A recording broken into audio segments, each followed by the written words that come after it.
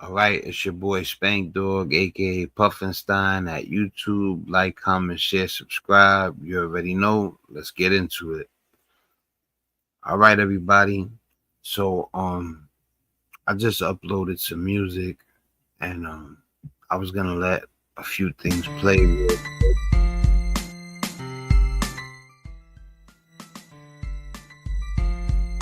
That's original. That's all me. Tell me what you guys think.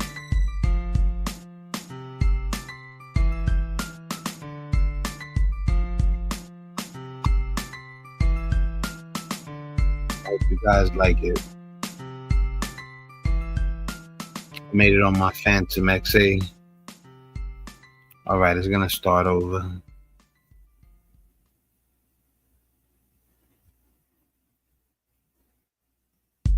Hope you like the man cave.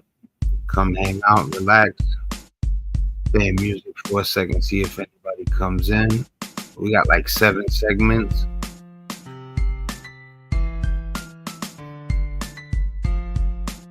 This is my favorite beats I ever played. No samples. Everything's being played by yours truly.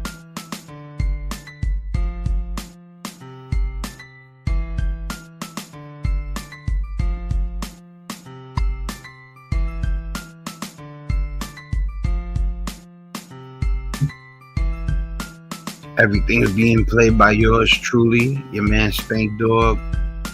We're gonna start the show in a second. I just wanted you guys to chill in the man cave for a second. I created the background on purpose. Uploaded some original music. Y'all can come chill in the basement. Click the man cave. I'm gonna show you guys a couple of other songs before we get into the 7 segments.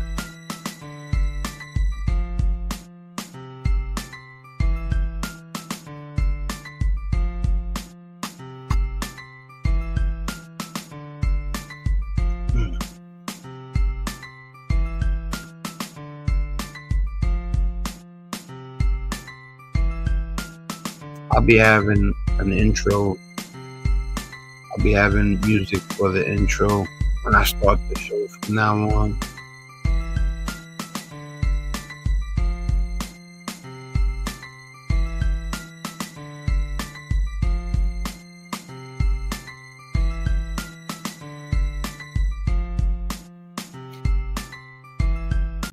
Now, mind you, too, when I first got to, I had a couple of workstations. I had the Triton LE 66 key. I had the Phantom XA.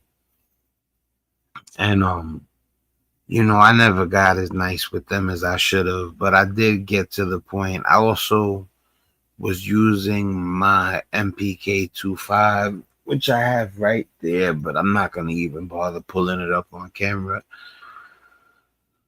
I also use Beat Thing Virtual to make some of my beats. So I've had 3 studio setups, but I never mastered them the way I should have. But what you're hearing are original beats that I made while I had the equipment running.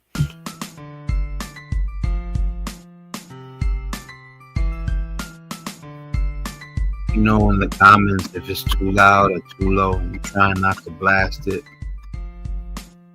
All right, it's gonna play one more time. I'm gonna put it up so y'all guys can hear it good. Tell me what you think.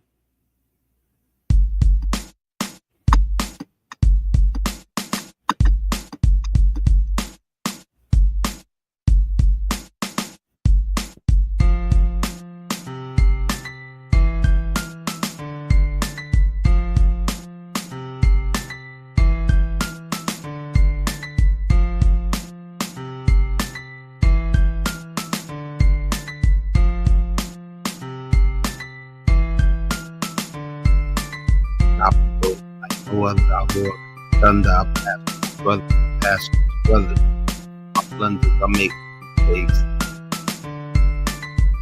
And that's entertain the words space and place with demons to face. Right side of the place, I'll be with the face. Sun deep like a lake, like a champ on Muhammad Ali. I feel like a butterfly, sing like a feed me, all this goodness feed. It's complete, a brain like a feet. I swing my teeth, so fat in the snap. Some was on the fat, fell on my lap. Got this mask and this girl fast, but for now we're mad. I'm just bugging out, you know what I'm saying? Y'all want to see the music, you know, go check out the videos. You know, those are the finished pieces. You know what I'm saying? I should have bought the Crunch Time sample up here. You know, I can't get it now because, you know, that's the one that my bro runs to. You know. But yeah, I made the Crunch Time beat that G-Dub Quinn rhymes to. I made that from a Black Sabbath sample. You know, and it's crazy. Go listen to Crunch Time. And yeah, man, I'm proud of that. Let me see what else we got here. I got a whole bunch of stuff. This is my man, Grade A Rivera's. I'm gonna play this for y'all guys. It's my boy, Grade A Rivera. This is one of his beats that he hasn't used yet. This is unreleased.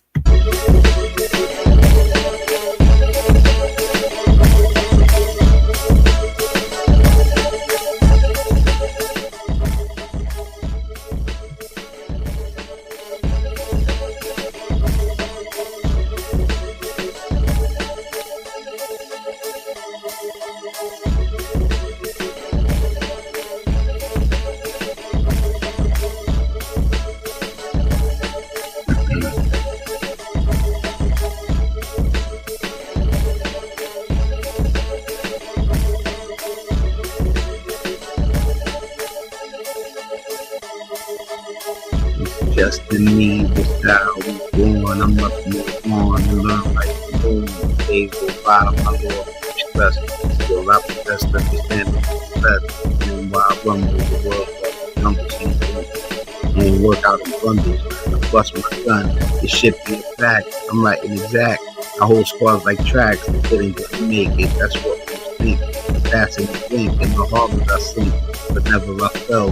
My name is Bell. It's what probably want himself a ghetto elite.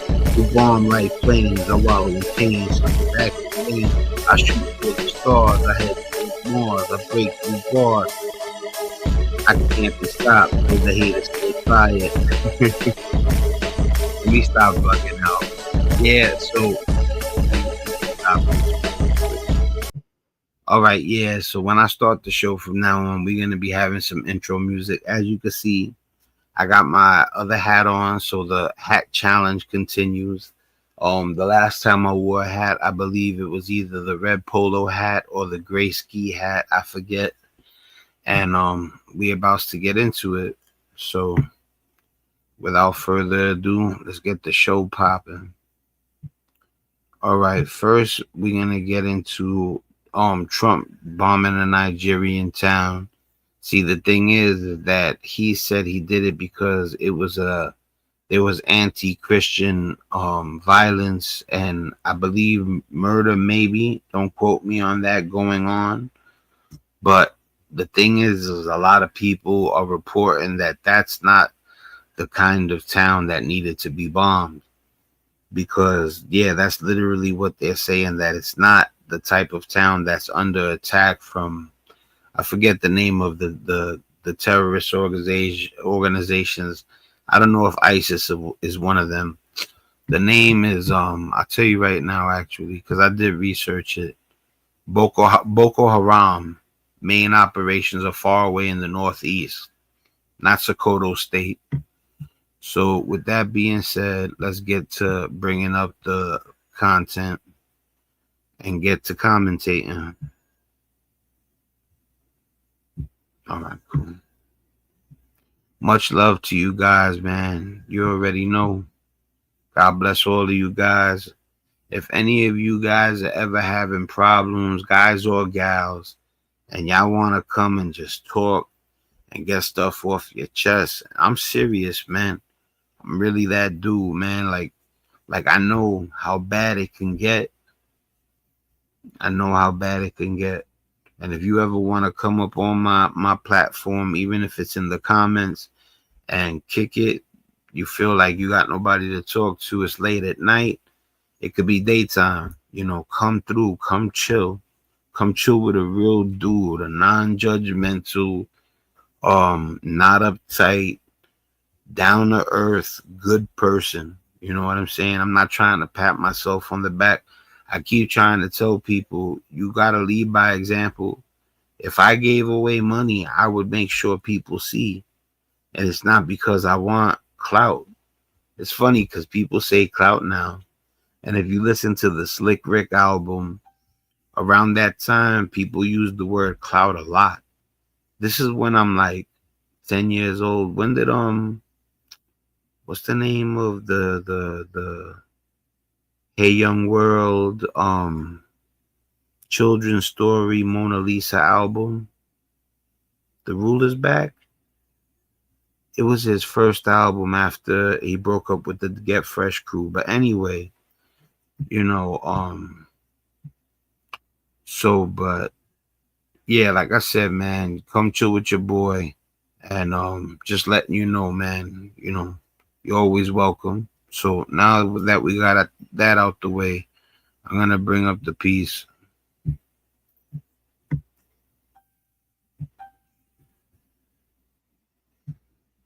All right, so let me full screen it real quick.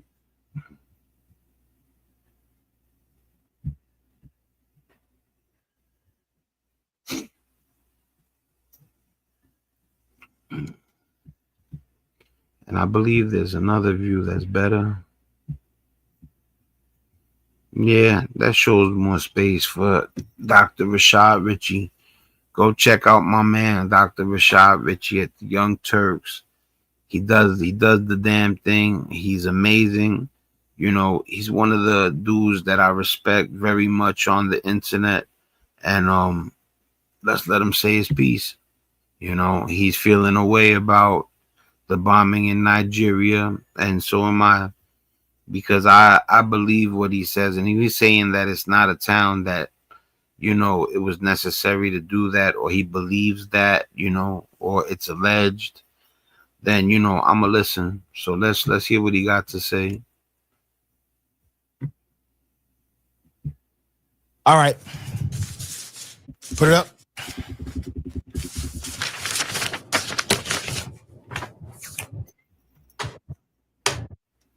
Here we go. I want you to look at the bloodshed that can come from such carnage. War is about two things: killing people and blowing things up. We call it war. Here's a statement from residents of that community. Residents near a village targeted by U.S. airstrikes in northwestern Nigeria on Thursday night recounted the moment their village shook. They did not learn what had hit their quiet village until later, when news broke that what they had witnessed was a U.S. attack on an alleged Islamic State camp. We saw when something passed above like lightning, and we thought it was at the back of our village. We saw it, and then it dropped and burst into flames. So we started calling people from Kajiji to ask them what happened. They told us it happened between Jabo and Kagara towns. U.S. President Donald Trump announced late Thursday that he had authorized a strike against an ISIS camp in northwest Nigeria. President said Jobo had never seen any attack by armed groups. You see, what it is that, like I said, the town that they're saying that they bombed because Christian people were in danger, they said that the town isn't that type of town. So they don't understand why Trump would, you know, drop bombs and it not be necessary. Some of the beliefs are that he's trying to make people believe that when it comes to Christians, he'll fight in an instant, you know. But that's what they call propaganda. Root makes sticking to my anti-inflammatory diet so easy. I just started an anti-inflammatory diet, and at first I was nervous. I wouldn't have a ton of options, but hungry. The first casualty of war is truth. That is the first casualty of war. Trump is doing everything he can do to escalate actual conflict, to deflect from his failed policies, yes, both personal and presidential. I ride with Dr. Rashad Richey. So he gives you targets, hopes that you take the bait. On the other side of these targets are actual human beings, souls inside of human bodies. He proclaims lies in order to sell you a fairy tale that's truly a nightmare. You know it. Even if there's someone watching this who voted for Trump and you were down with MAGA, I didn't hear you say bomb Nigeria. I never heard you say we must go to war. First of all, Congress didn't give the okay for this. You know, Congress has to okay. It's not the Senate, right? It's Congress, I believe. Let me check because I did the research. Yeah, but I believe it's Congress. If Congress doesn't tell you that, you know, you could go ahead to war, it's not supposed to go down. You know, don't mark my words, but I'm pretty sure, you know what it is? I did a lot of research and I lost my spot. Let me just ask, is it okay to go to war if Congress doesn't okay it?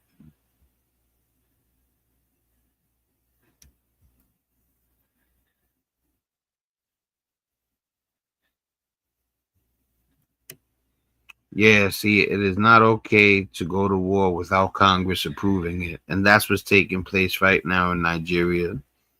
So that alone is a no-no. Second of all, they believe that it's not a place that needs to be defended. That's the second no-no. With Nigeria, I did not hear you talk about colonization of other sovereign nations. I heard you talk about domestic control, local small government, staying out of the affairs of other countries. I heard you say that, but I did not hear you say this. Put up that picture again. Trump is up to no good, man, in my opinion. It's a cowardly act and an illegal act. When President Trump launched a series of airstrikes in Nigeria, he described it as an attack against ISIS terrorist scum in northwest Nigeria who have been targeting and viciously killing primarily innocent Christians, end quote. He concluded, quote, "May God bless our military and Merry Christmas to all, including the dead terrorists, of which there will be many more if their slaughter of Christians continues." He made the announcement on Christmas Day. To anybody who celebrates the holiday, which by the way is a compound word that means holy day, for anyone who believes in the separation of church and state, for anyone who is an Orthodox Christian, this is a rare opportunity. If you happen to be an atheist, but you care about human beings, which makes you good in my camp all day, this is a rare opportunity. We are all in agreement. We're all in alignment. Innocent people shouldn't die. I would have believed innocent people should not die. And I would hope everybody would be in agreement with that. The crazy thing is that there's some people that aren't. Like I said, man, if you do something and it's not in true defense of other people, you know, in true defense of humanity, that are, you know, people that are being wronged by, you know, violent gangsters, warlords, you know, whatever it is, corrupt governments, then yeah, it's okay to come to their rescue. But when you're dropping bombs on a place where they're saying there's no activity, something suspect. Why are you doing it? Is it because you want people to think that you're gonna make sure Christians are safe? So you drop bombs when unnecessary? And I'm not saying, I'm asking. In a cold day in hell, before I thought Tucker Carlson would be a moral voice at a conservative rally. Your health deserves more than guesswork. At Prenuvo, our whole body MRI scans for hundreds of conditions. But it happened. That's how extreme this party has become. That stick around, like, comment, subscribe, drop a comment. We're gonna be doing 7 segments. This is the first segment. You know, we're talking about whether Trump should have dropped bombs in Nigeria, but we got a bunch of things coming up. We got DL Hughley, getting at Nicki Minaj, and I'm not feeling how she getting down. We're gonna get to the leader of the KKK trying to rebrand the KKK. You know, we're gonna get into a little alien thing about those the things that look like flying squids. They've been seen a lot, and I've been seeing them for over a year or two. You know, the alien thing started popping up somewhere after COVID, but there's so many things being saw right now. But I try to tell people they can project things now like never before. You know, project things that look like they're there and they're not. You know, so be careful what you buy into and what you don't buy into. So we're going to get into the alien thing. And then there's even a second conspiracy thing coming up where they're talking about Anthony Joshua, the guy who fought, what's his name, Jake Paul? Well, he was in a car crash, but there's more to it than him just being in the car crash. He was rescued from the car crash. We're also going to get into a little bit of basketball. You know, we're going to get into some trash talk, and, you know, everybody likes to see the NBA players talk trash with each other. So for now, we're going to get back to Dr. Rashad Richey, though. The guy who used to define the extreme, used to define the polarity of extremism, is now the voice of reason inside of that same party.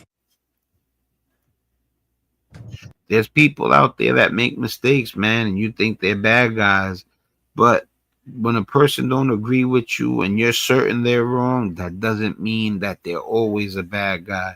They do have good parts to them sometimes. Sometimes they're just really evil, mean creeps. You know what I'm saying? But there are people out there that you don't agree with, but you'll find them saying something you agree with on a later note. There's more. Put it up. So let's get into it. All right. The locals in the town that was hit during the strike say terrorism was never a problem for them. On Friday, CNN published a report based on interviews with multiple residents of Jabal, which was hit by a U.S. missile during Thursday's attack, which landed just feet away from the town's only hospital. The rural town of Jabal is part of Sokoto state in northwestern Nigeria, which the Trump administration and the Nigerian government said was hit during the strike. Both sides have said militants were killed during the attack, but have not specified their identities or the number of casualties. Kabir Aduma,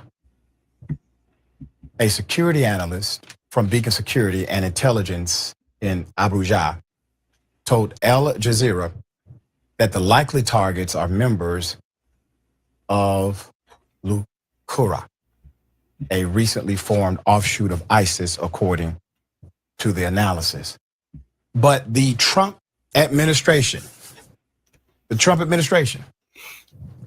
Their explanation is that their home is at the center, excuse me, of a quote, Christian genocide. Yes, Christian genocide left many residents confused, as CNN reported, while parts of the community face challenges with banditry, kidnappings, and attacks by armed groups, including the alleged terrorist organization, which Nigeria classifies as a terrorist organization due to suspected affiliation with Islamic State villagers. Says Jabo is not known for terrorist activity and that local Christians coexist peacefully in the Muslim majority. See, this is the thing. They drop bombs in that location. It says it right here. State villagers say Jabo is not known for terrorist activity and that local Christians coexist peacefully with the Muslim majority. That's the place that they said that they, defended Christians against all of this terrorist activity that everybody is saying that's a lie. But you're talking about people that are reporting close to the area, news outlets like CNN, and I'm sure there's others, but that's just off the top of the head. Let's go back a little bit. Let's go back. I had the privilege of being invited to lecture in Egypt a couple of years ago. That's Africa. Dr. Rashad Richey is a very, very smart man. Definitely. I definitely show him the utmost respect. And what you will notice as you travel throughout the region is that the Christians and the Muslims live in peace. They're right there. You know them by their attire, sometimes by their greeting, but there is no conflict.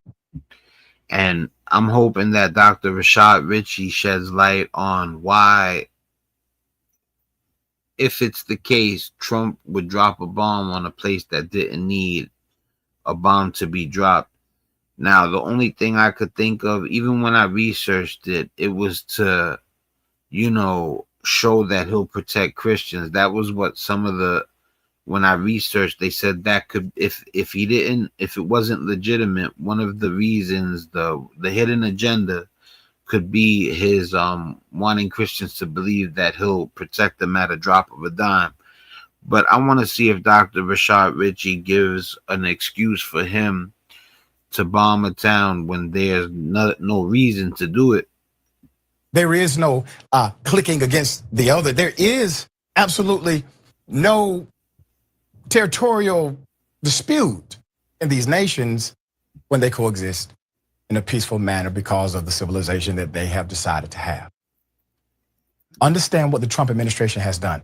The Nigerian government literally fights that actual terrorist group that they have classified under their authority as a nation, as a terrorist organization.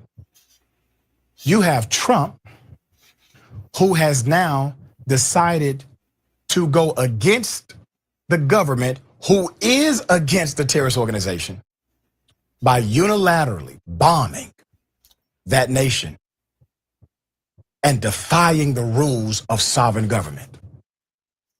There's more. Put it up.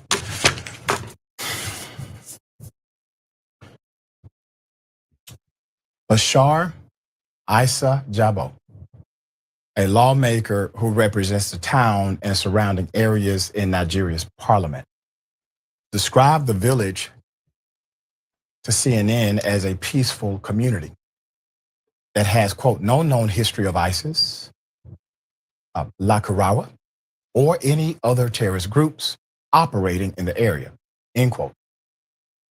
While the town is predominantly Muslim, resident Kagara told reporters, we see Christians as our brother. We don't have religious conflicts. So we weren't expecting this, end quote. Nigeria, which is Africa's most populous nation, with more than 237 million people, has a long history of violence between Christians and Muslims, with each making up about half of the population, 237 million. So it takes a lot of self-determination to live in peace, which these regions have done. And they have done so successfully for many years. Trump comes in, creates an artificial conflict, drops a real bomb, tries to sell it to America. The worst state to live in right now is New York, and nobody's talking about it. I've spent 30 years in the insurance industry. Very similar approach to almost every war we've had with other nations. There's more. Put them up. Go ahead and put up the good senator here. But Nigerian officials have disputed claims by Republican leaders, including U.S. Senator Ted Cruz. Ted Cruz out of Texas. Now, Ted Cruz, who claimed that the government is, quote, ignoring and even facilitating the mass murder of Christians. I want you to understand who's saying this. Is it rank and file members of the U.S. military? Do you have your lifers in the intelligence agencies proclaiming this? Has any other administration brought this to the forefront in this manner? Hell no. You have. All right, so I just want to point out to you guys, violence against Christians does occur in Nigeria. They're just saying not in that location, you know, and there are documented cases of violence against Christian communities in Nigeria, especially from extremist groups like Boko Haram.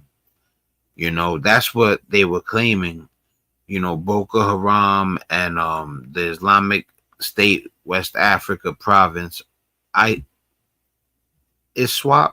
I don't even know if they use it as an acronym, but the Islamic State West Africa province and Boko Haram are the extremist groups. International reports and religious freedom watchdogs have noted that Christians suffer attacks, displacement, and murders as part of a broader conflict, and sometimes specifically because of their faith. So this is what they were saying was the reason behind the bombing.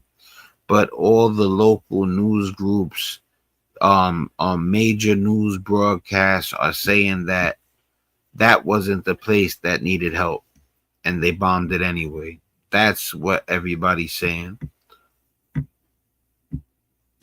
This is why Dr. Rashad Richey and I are upset, because if it wasn't a place that needed to be struck, why did you strike it? Politicians saying this, politicians who are simply selling you a bill of goods and their lies. There's more. Okay. The senator recently claimed, without citing any source whatsoever, for the figures that since 2009, over 50,000 Christians in Nigeria have been massacred, and over 18,000 churches and 2,000 Christian schools have been destroyed by the Islamic group Boko Haram. Cruz is correct in this, that many Christians have been killed by Boko Haram, but according to the reports by the US-based Armed Conflict Location and Event Data Project and the Council on Foreign Relations, the majority of the approximately 53,000 civilians killed by the group since 2009 have actually been Muslim. They've been Muslim. All right, he got his numbers right, but he got the US-based Armed Conflict Location and Event Data Project and the Council on Foreign Relations. The majority of the approximately 53,000 civilians killed by the group since 2009 have actually been Muslim. They've been Muslim. Are they saying that the wrong? He got his numbers right, but he got the target.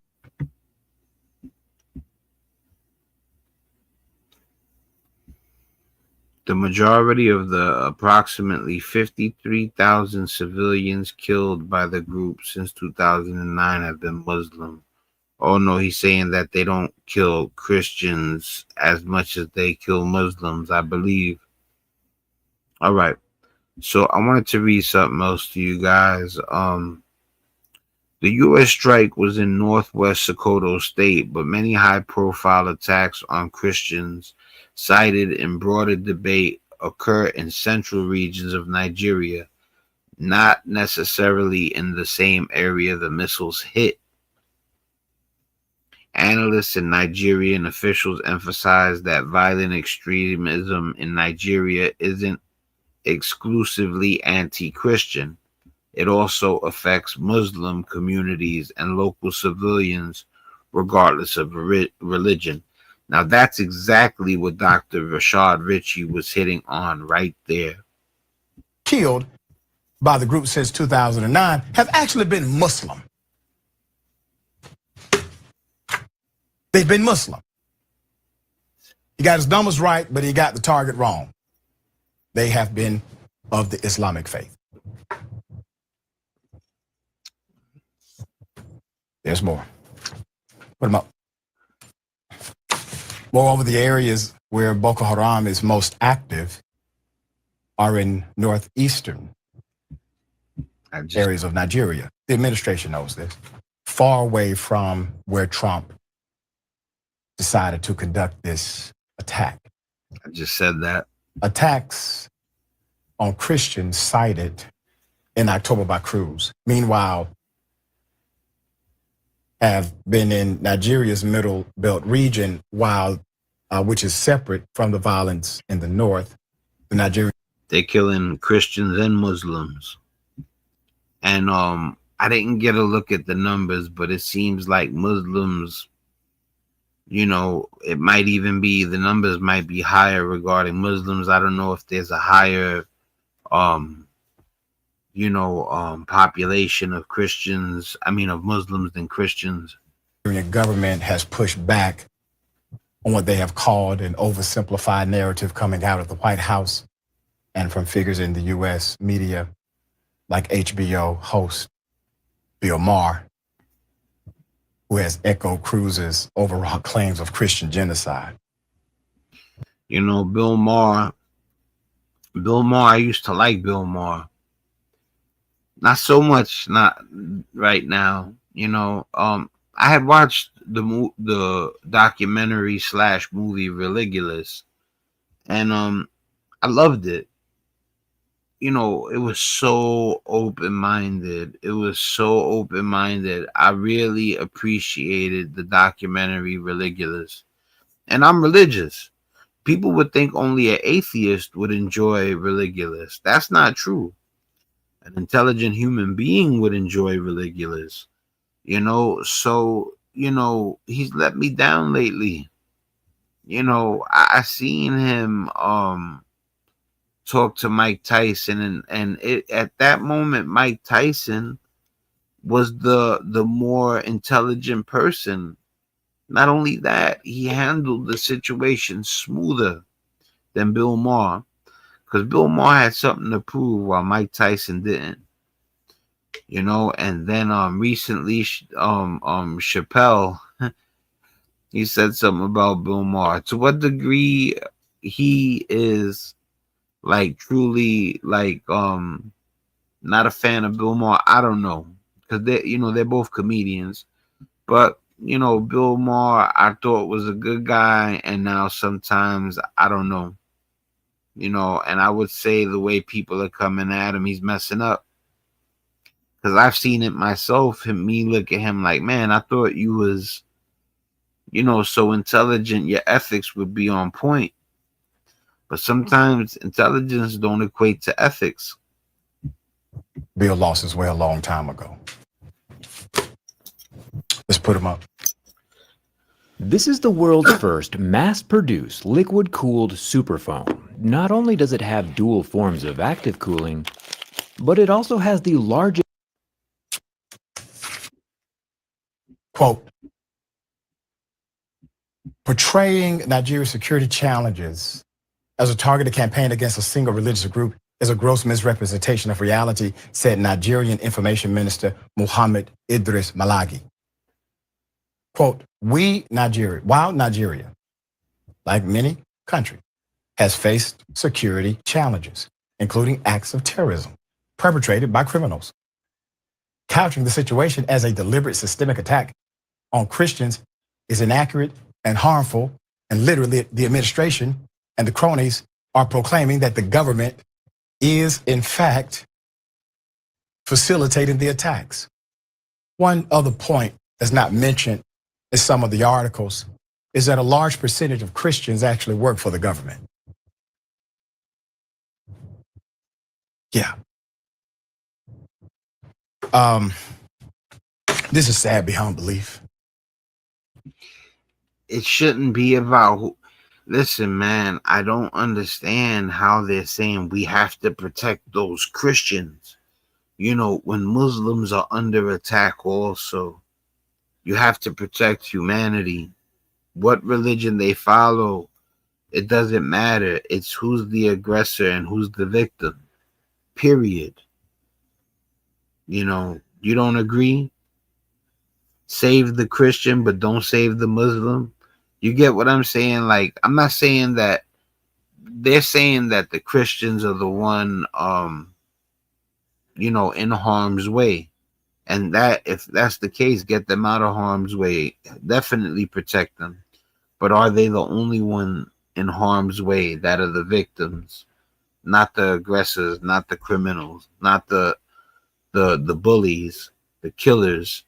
You know, then help everybody. It doesn't matter the religion. We're all human beings. Religion doesn't matter. Religion matters, but it doesn't matter in regards to who you save and who you leave to be victimized. Trump is out of control only because the people around him allow it. He's a weak and unsteady man.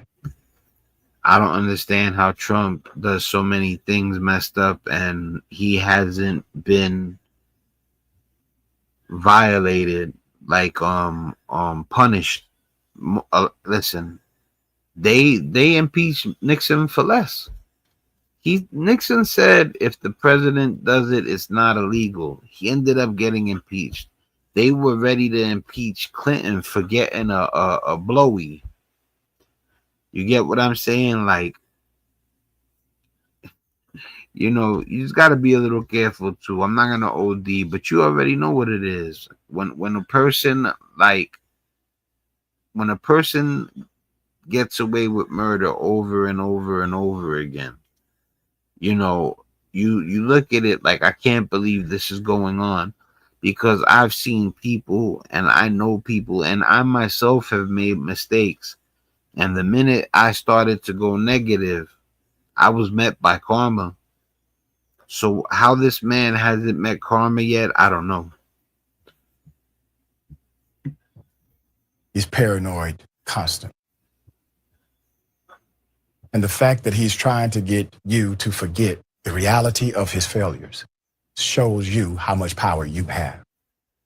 Because he knows that if you figure out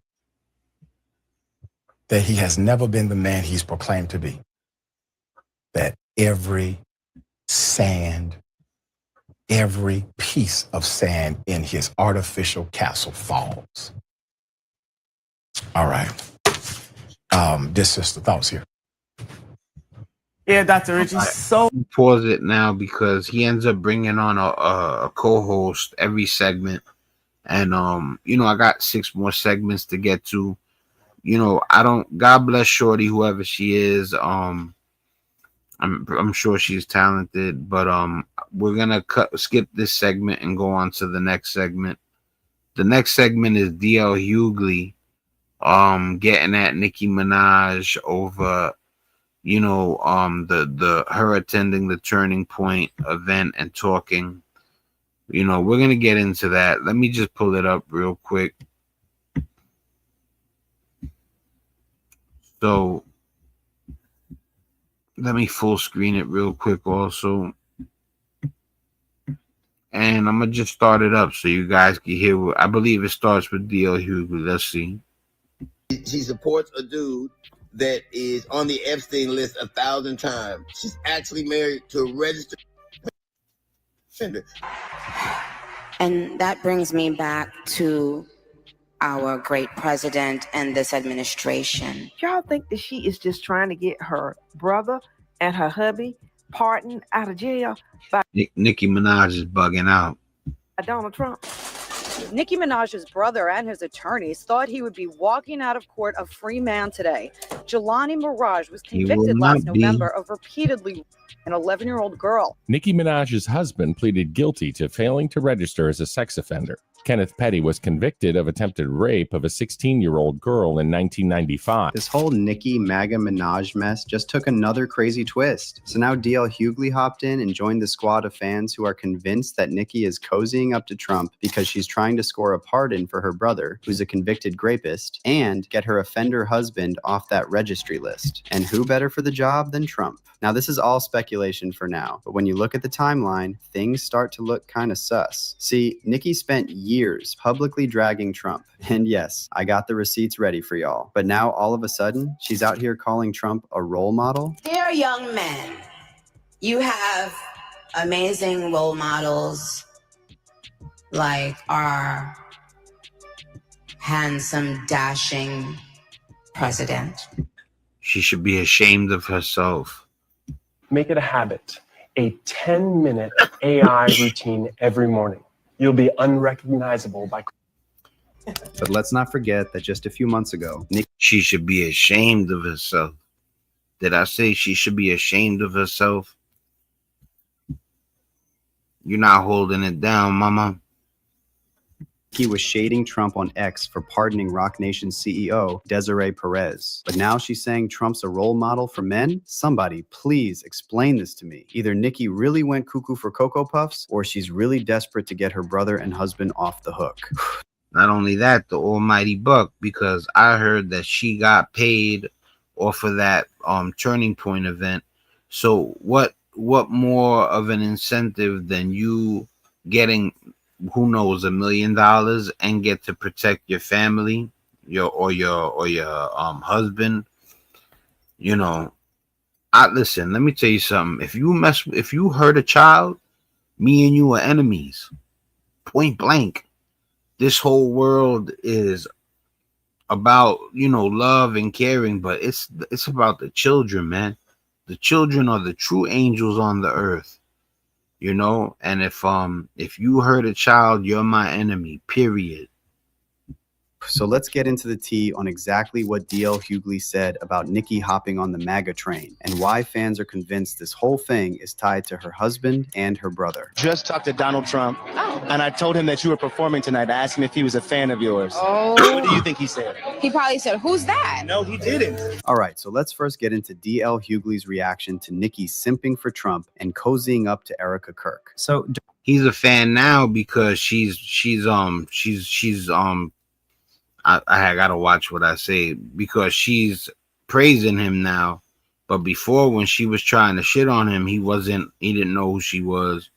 During her talk with Erica at the AmFest last weekend, Nicki went on this weird rant about how MAGA is all about protecting the kids and how she personally cares so much about kids' safety, and apparently, especially white kids. Yeah, I don't want what was done to little black girls done to little white girls. I don't want it done to any girls. Now Nicki, of all people, acting like she's all about protecting kids is not just ironic, but deeply disturbing when you look at the men she chooses to.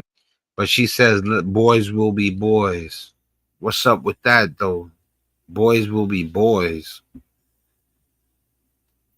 That sounds like some let a male get away with murder and then use the whole, what do you want? He's a guy. You got to expect that from him. Now, I'm a man. You know what I'm saying? I'm cuckoo for ladies. I'm married for 25 years now, so, I can't be as cuckoo for the ladies as I used to be. But, every man, any person, any straight man is cuckoo for ladies. I messed up in school and, trying to impress ladies. You get what I'm saying? I messed up. I was nervous around women. It took a while before I got my little swag going. You know what I'm saying? At one point, I was a wreck around a woman I liked. that, thank God, eventually it got to the point where I was somewhat smooth. You know, some guys never get there, and then you got an incel on your hand. You know what I'm saying? You know, and that's wild to me that you would end up because you can't score a chick. First of all, I don't even understand how that happens. Like, I've seen the squarest person who's not the handsomest person attract a woman like it's easy, but just because he was nice. You know, like my advice to anybody out there that's truly an incel or somebody that hates women because they won't give them a shot, I'm gonna tell you, be nice. And if you're like, it don't work, yeah, it works. You just haven't waited long enough. Just be yourself and be nice, and you'll get somewhere. This whole I want to hurt people and unalive people because I can't get a woman, that's wild to me. You know. But at the same time, while I have a macho side to me, I don't think it's okay for any dude to get away with murder because the excuse is boys will be boys. Nah.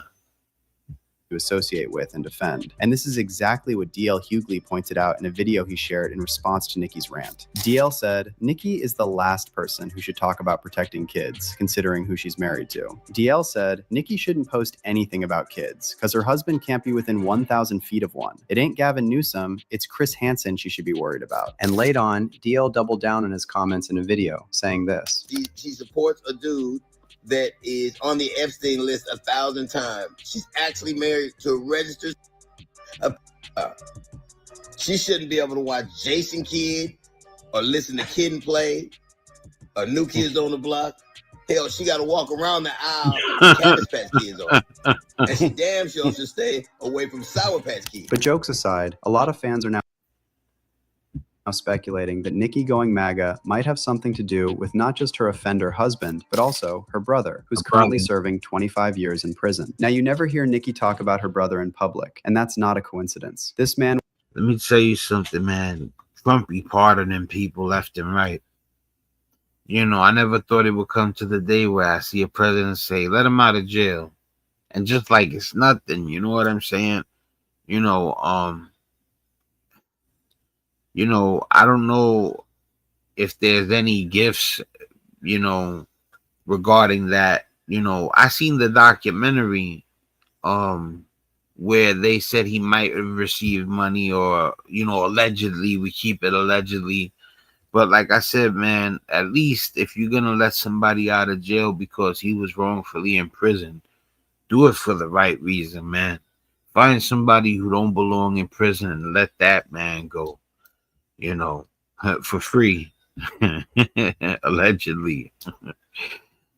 And was found guilty of the worst type of crime. And yet Nicki wrote to the judge begging for a lighter sentence. Here's what happened. Nicki's brother, Jelani Mirage, was convicted of the most despicable crime against his 11-year-old stepdaughter. And the victim testified that the attacks happened up to 4 times a week and sometimes twice a day. The investigators found physical evidence that matched Jelani's DNA on the victim's pajamas. And in January 2020, Jelani was sentenced to 25 years to life in prison. But despite the DNA evidence and the guilty verdict, Nicki supported her brother. And she even wrote a letter to the judge asking for a lighter sentence and calling Jelani the most patient, gentle, genuine, giving, selfless man I know. So this is...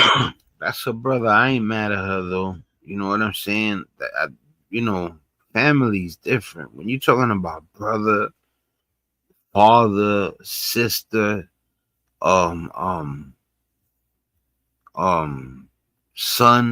daughter, you know, I can't be mad at somebody for them trying to protect their family or knowing that they did something messed up and they forgive them and then try to help them. Like, I'm not mad at Nicki for that. You know what I'm saying? About her messing with, you know, people that, you know, wouldn't want her in the country because the color of her skin, you know, that's different. That bothers. person who's now ranting about protecting kids and calling Trump a role model. And what makes her look even more hypocritical in all this is that she literally spent years publicly hating on Trump, not just during his first term, but also when he announced his campaign for the second run. For years, Nicki was dragging Trump for his anti-immigration policy, and she even put it in her bars. Remember the track Black Barbies, where she rapped, "Island Girl, Donald Trump want me go home, $500,000 on the Maybach Pullman, boarded. Now I'm praying all my foreigners don't get deported." Nicki also used to clown Trump all over social media back when he was first running for president. She was dragging him for everything, from his looks to the way he tried to speak Spanish. Y'all remember that time she posted a video on IG of Trump butchering the word man in Spanish? The bad ones. We have some bad people in this country that have to go out. We're going to get them out. We're going to secure the border. And once the border is secured, at a later date, we'll make a determination as to the rest. But we have some bad hombres here, and we're going to get them out. Nicki shared this clip on Instagram and wrote, "It's the clueless face that really has me laughing. It's as though he really doesn't know it's bad." On another note, I think Michelle should absolutely run in 8 years. And then there was also that scene in Nicki's MTV documentary, My Time Now, where Nicki... You know, it is true. I really wouldn't be mad at her if it wasn't for the particular crimes her husband and her brother are charged with. You understand? Like, it could have been anything else, and I would have been like, that's her brother and that's her husband. You know, she's gonna want to help them, especially if she forgives them. You know, but like I said, I can't co-sign that because of what the charges are. And I mean, they're both bad. I'm not gonna get into which one's worse than the other. Nicki called out Trump as an example of misogyny in the industry. But now Nicki all of a sudden thinks Trump is a role model for young men? Now fast forward to 2020, and Nicki was still fiercely anti-Trump, even after a bunch of black celebs started endorsing him. In fact, she made it very clear she wasn't about to jump on the Trump bandwagon, and those were her exact words. And then it's crazy how she ate her words. She did exactly what she said she would not do. And people still mess with people, you know. And like I said, I don't pray for nobody to not mess with another person. I'm just saying it boggles the mind that she would say one thing and do the opposite other later. You know, polar opposite, total hypocrisy. And people would see that and still mess with her, maybe even rationalize it, stick up for her. And at the end of it all, it's just you not wanting to admit you were wrong regarding who you selected. Then when you add that post Nicki shared last July about Trump pardoning Desiree Perez, it's clear this whole MAGA switch-up is super recent, like we're talking a few months. Because seriously, how is it even possible that just months ago Nicki was throwing shade at Trump for pardoning Desiree, the same woman Nicki claims tried to destroy her career? But now she's out here calling Trump the greatest president ever? I mean, what happened in those few months? What made Nicki flip like that? Now look, nobody really knows for sure what's going on, but fans have definitely been talking. And as always, the opinions are wild. Some folks out here are saying Nicki might be on that snow and slowly losing her grip on reality. One fan said, "I was done with Nicki when she went on the coke rants. Like, why would she be a role model when she's high as hell screaming? Why would I fangirl over an addict?" And someone else wrote, "Why is nobody talking about the fact that Nicki Minaj's pivot to the right is 100% due to the fact that she's broke AF? Addiction will drain you of everything you have, no matter who you are, and B needs the check bad. Opioids and coke are a hell of a combo." But then, I mean, unless that person knows her, you know what I'm saying? I don't know nothing about that. I don't know what Nicki does in her spare time regarding if she messes around or if she indulges or she doesn't. You know, we're talking about her moral choices here. You know what I'm saying? I don't know if she messes around or not. That's not my business, really. Then you also got the other side, who are saying this sudden flip could actually be about Nicki trying to score a pardon for her brother and get her husband off that registry list. Someone on X said, "Nicki Minaj is one stupid bee. She's not fooling anyone. She's working with Trump to pardon her grapist brother and clear her husband's grape charges. Stop supporting that disgusting ish." And another user responded to Nicki's post. I'm pretty sure that's what a lot of people think. post about defending Christians and wrote, Nicki's husband and her brother are two men who can't be within 500 feet of a school. She knowingly married a grapist. She defends her brother, who is also a grapist, and she targets their victims. Nicki doesn't care about children, and she certainly is not a real Christian, unless Christianity is all about hypocrisy. But now I gotta hear how you feel about all this mess. What do you think really happened to Nicki? Yeah, man. Listen, my thing is that the charges against the two dudes in her life, they're horrible charges. Now, as far as her wanting to help her brother out or her husband, I understand that. You know what I'm saying? Let me stop this real quick. And yeah, I'm not mad at her like that over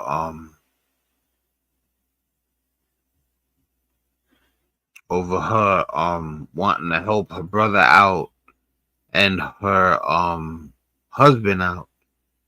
Like, other people would, definitely, like, the crimes are horrible, but like I said, the relationship, you're gonna see people have a family member and it could be the most despicable, horrible crime.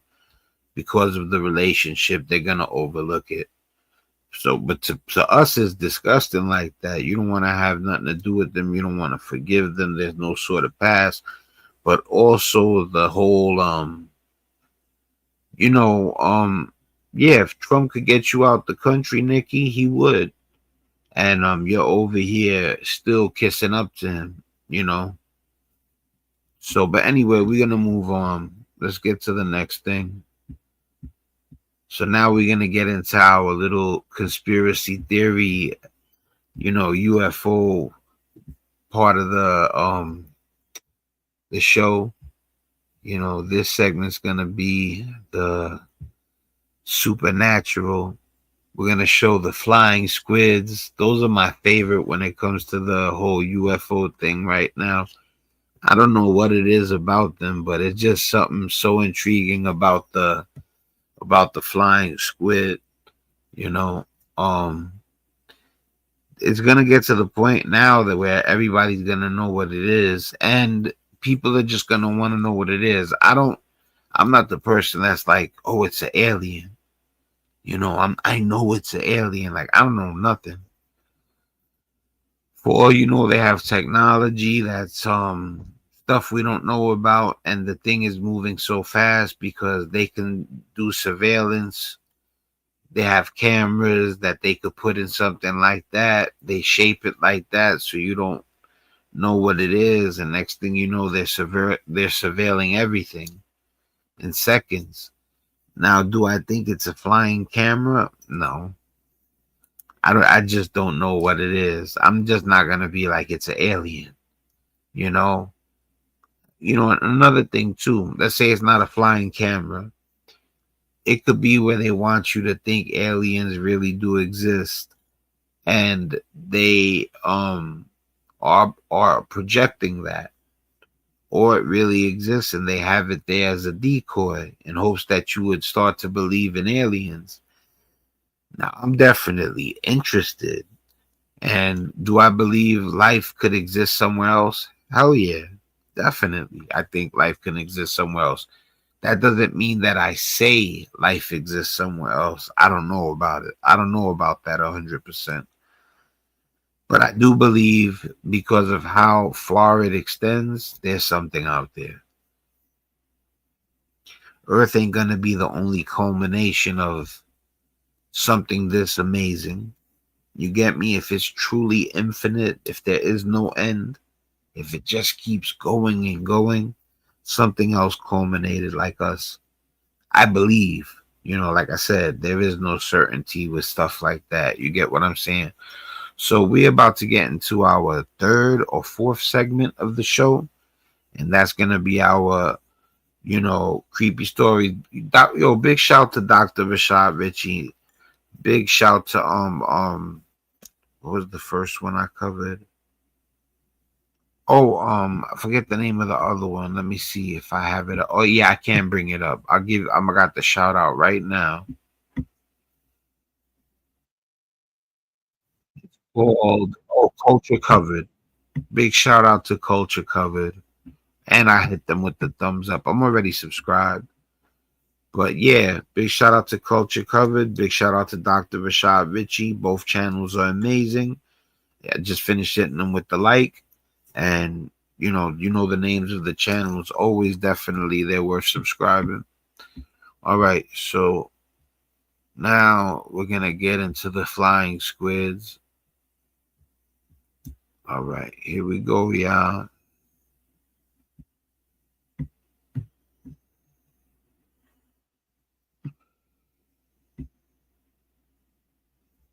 All right, people, let's get it.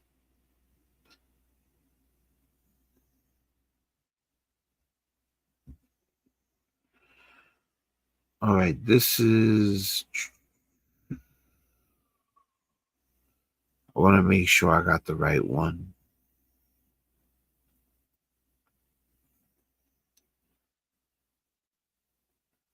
All right. We're going to go with this one. This is the one. Let me full screen it. We're going to get right into this one.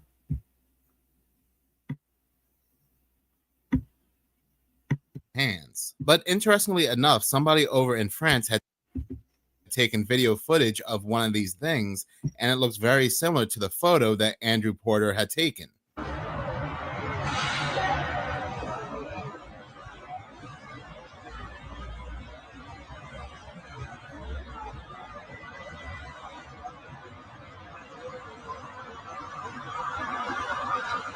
Crazy.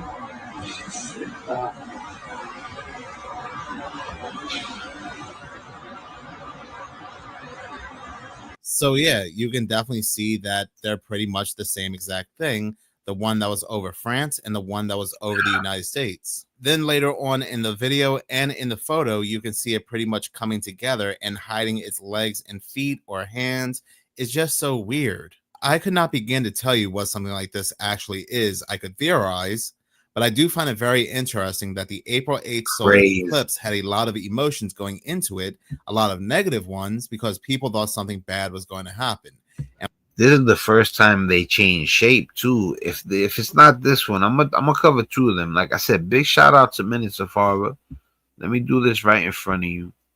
Like I said, I only bring you the best channels.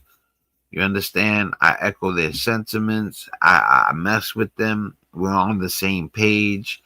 Our views are the same, and that's why I cover certain channels. And I'm gonna tell you something. Sometimes it don't matter about views. If I see a channel and it's that amazing to the point where I'm watching something that I have to talk to you guys about, that I have to commentate about, that's what I'm trying to bring to you guys. I want it to be to the point if I present it to y'all guys, you're like, yo, Spank got this on his channel today. You know, Puffinstein got this on his channel today. You know, I be playing with the names Truman Lopez and Robin Hood, but you know, Truman Lopez I like. Robin Hood is just, it's a little like, you know, dangerous. You know what I'm saying? But yo, like I always say, Robin Hood was the hero. Don't forget that. You know. And while these negative emotions were pouring into it, CERN was firing up the Large Hadron Collider, saying that specifically they were looking for dark matter. I always tell you guys about the Hadron Collider and the Ice Cube neutrino detector. I always say it. You heard him, and I say it in all the shows, because those are the two machines that really, honestly, make me wonder if they could open up a teleport, or like do something where they line up all the pyramids, like in the movie, and the sunlight on a certain day reflects, and they fire up the Ice Cube neutrino detector or the Hadron Collider. And you know, this is just the part of me, like I said, that wants to believe that there's something out there, you know, and it'll always be there. Matter. Then we had NASA firing all three rockets called Apep or Apophis, which is the ancient Egyptian serpent, which is the equivalent to Satan. While all this was happening, we would see one of these flying things above Texas looking for dark matter. Then we had NASA firing off something bad Dark was matter going to happen. also. Very interesting that the April 8th solar eclipse had a lot of emotions going into it, a lot of negative ones, because people thought something bad was going to happen. And while these negative emotions were pouring into it, CERN was firing up the Large Hadron Collider, saying that specifically they were looking for dark matter. Then we had NASA firing off 3 rockets called Apep or Apophis, which is the ancient Egyptian serpent, which is the equivalent to Satan. While all this was happening, we would see one of these flying things above Texas caught on camera during the eclipse. So I wouldn't doubt one bit that these ritualists, NASA, CERN, and so forth, summon something over, because it's just a little too coincidental for me. CERN looking for dark matter, NASA firing off rockets named after serpents, and just what happens to appear on that day is one of these dark serpent-like flying entities. Then after that day, people started to catch them on camera in multiple locations. Here are just a few videos out of many.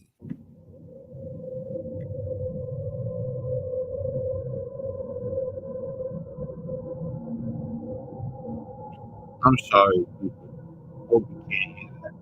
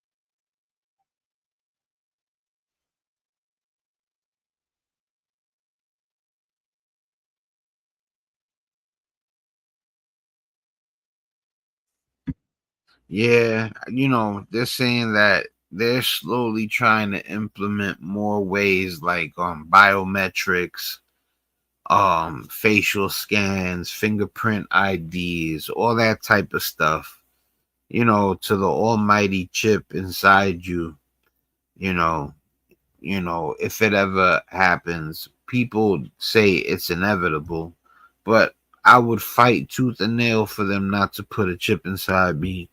Beyond fight tooth and nail, I don't even know if a statement or phrase or word exists for what I would do to try to keep from anybody inserting a chip inside me.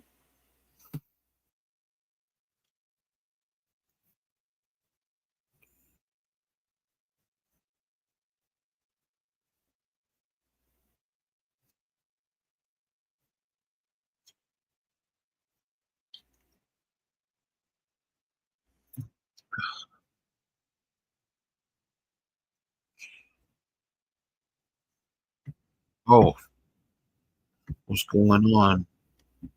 My bad, people. You know what? Let me bring this back and then let me share it. I stopped it by accident. I didn't notice. I got it right now for you guys.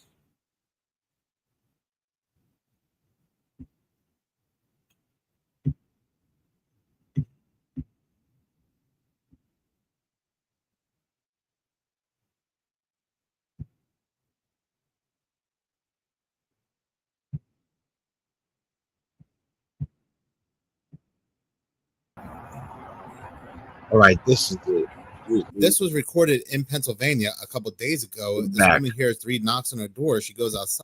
This should be around right exactly where we left off too. Let me see. Name of serpent deity.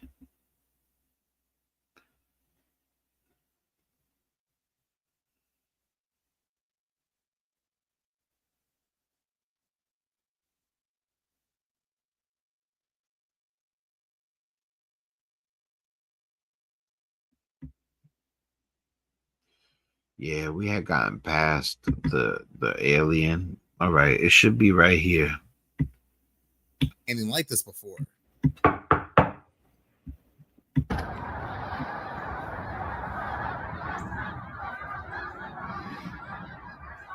What is that? Wow, do you guys see that? You talk about a flock of birds. What is that? This is that crazy stuff. You tell me in the comment section what that could be. Why are the birds like that?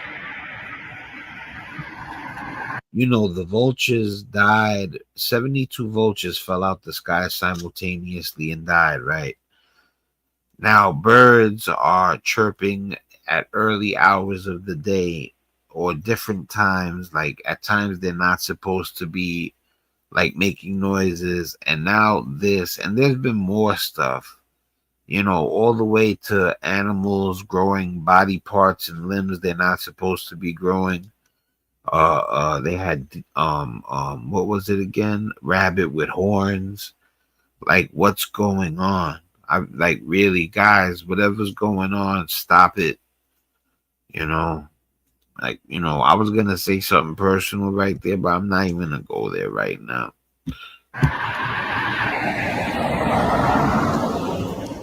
That's not regular migration. I don't think so. This was recorded in Pennsylvania a couple days ago. This woman hears 3 knocks on her door. She goes outside and sees all these birds in a very weird formation. It looks like they're writing something, forming some kind of letters. They don't even look like they're flapping their wings. They just look like they're gliding or hovering back and forth, going between each other. As somebody born and raised in New Jersey for over 20 years, even been in Pennsylvania, never seen anything like this before, especially during the winter months. But moving on to something more disturbing, it would seem like the digital ID is coming to Alaska. See? And this all ties into their My Alaska app, which basically, as of right now, does a broad range of government services, anywhere from applying for Alaska permanent. I had the screen messed up by accident. I stopped it right around here, I think, or maybe a little earlier, but now we've seen everything, I think. Fund dividends to accessing DMV records and retirement benefits. But this new proposal will dramatically expand that functionality. This great video comes from NDT Plus. He breaks down what is essentially coming. A digital ID system for Americans is now being rolled out, and Alaska is becoming the first testing ground. This ties in with changes being made to the state's My Alaska digital identity system, which is now being interwoven with artificial intelligence and payment functions. Now, according to a document from Alaska's Department of Administration's Office of Information Technology, as obtained by Reclaim the Net, it says, the state is considering implementing agentic artificial intelligence models within My Alaska application to enhance service delivery to users of the application. So what does that actually entail? Well, one part would be to allow AI to complete applications, do eligibility checks, and complete, quote, multi-step government service transactions on behalf of users. But the plan actually goes further than this.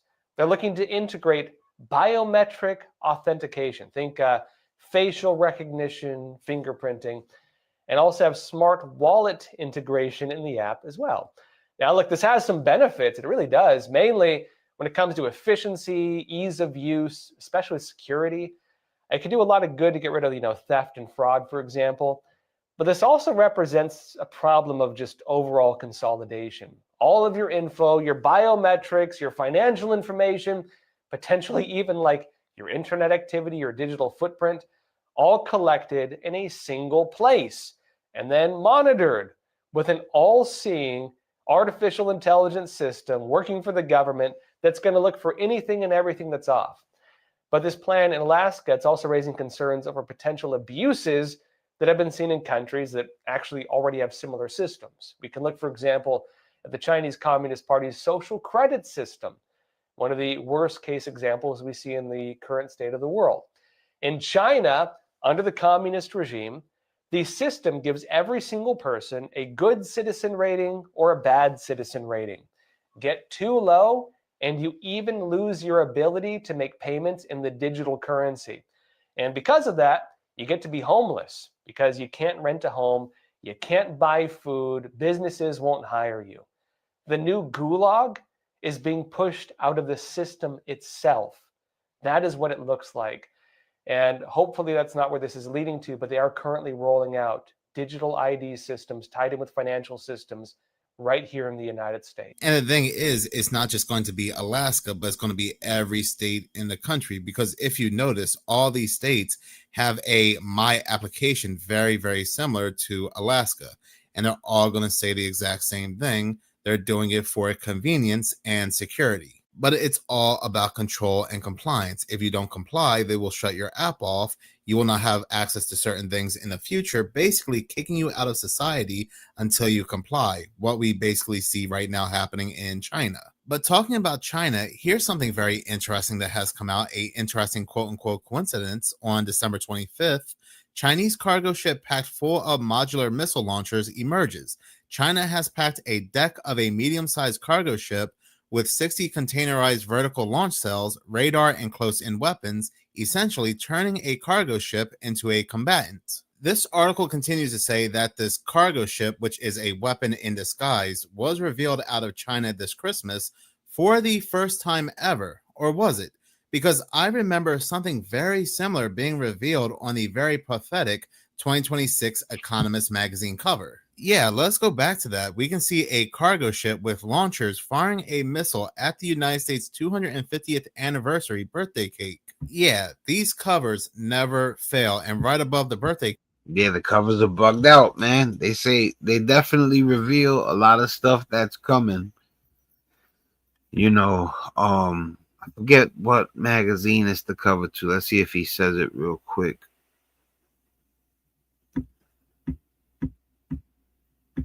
Or was it? Because I remember something very similar being revealed on the very pathetic 2026 Economist magazine cover. Yeah, let's go back to that. We can see a cargo ship with launchers firing a missile at the United States 250th anniversary birthday cake. Yeah, these covers never fail. And right above the birthday cake, we can see a raised fist with a handcuff around it. And in my own opinion, yes, the Economist. That definitely looks like Bill Clinton with the hat on. Then you see the controller with, it looks like it's plugged into a brain. You see a missile coming. You see a boat with cannons shooting at the birthday cake. I don't know what none of that stuff means, but I take that to mean after this attack, we're going to go ahead and see a loss of freedom, which might mean the digital ID in its full form. But moving on to some bizarre news, we are all aware that humans have a certain amount of senses. The traditional 5 senses are sight, hearing, smell, taste, and touch. Some others out there will say that, well, humans have more than that, but I'm talking about the traditional 5. But news is coming out and saying that scientists have discovered that humans do not have 5 senses. They have many more than that, and you won't believe the... If you could see, hear, if you could smell, hear, see, touch, or taste, then you don't need 6 senses to feel me punch you in the face. For Brixton to clap and comment. Hold on one second, people. Having technical difficulties with this stupid camera.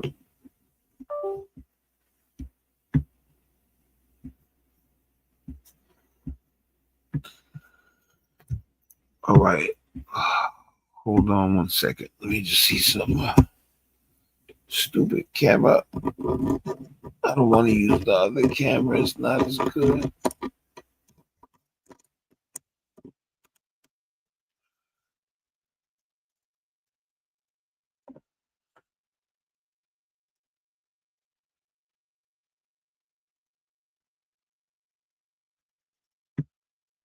All right, hopefully it's working now. Let me try that.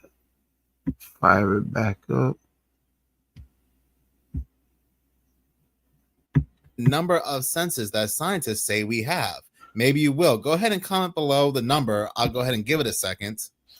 But yes, they are saying we have the magic number. We have exactly 33 senses. You cannot make it up. You cannot make it up even if you wanted to. Reading this article from Vice.com, other news agencies are talking about this as well.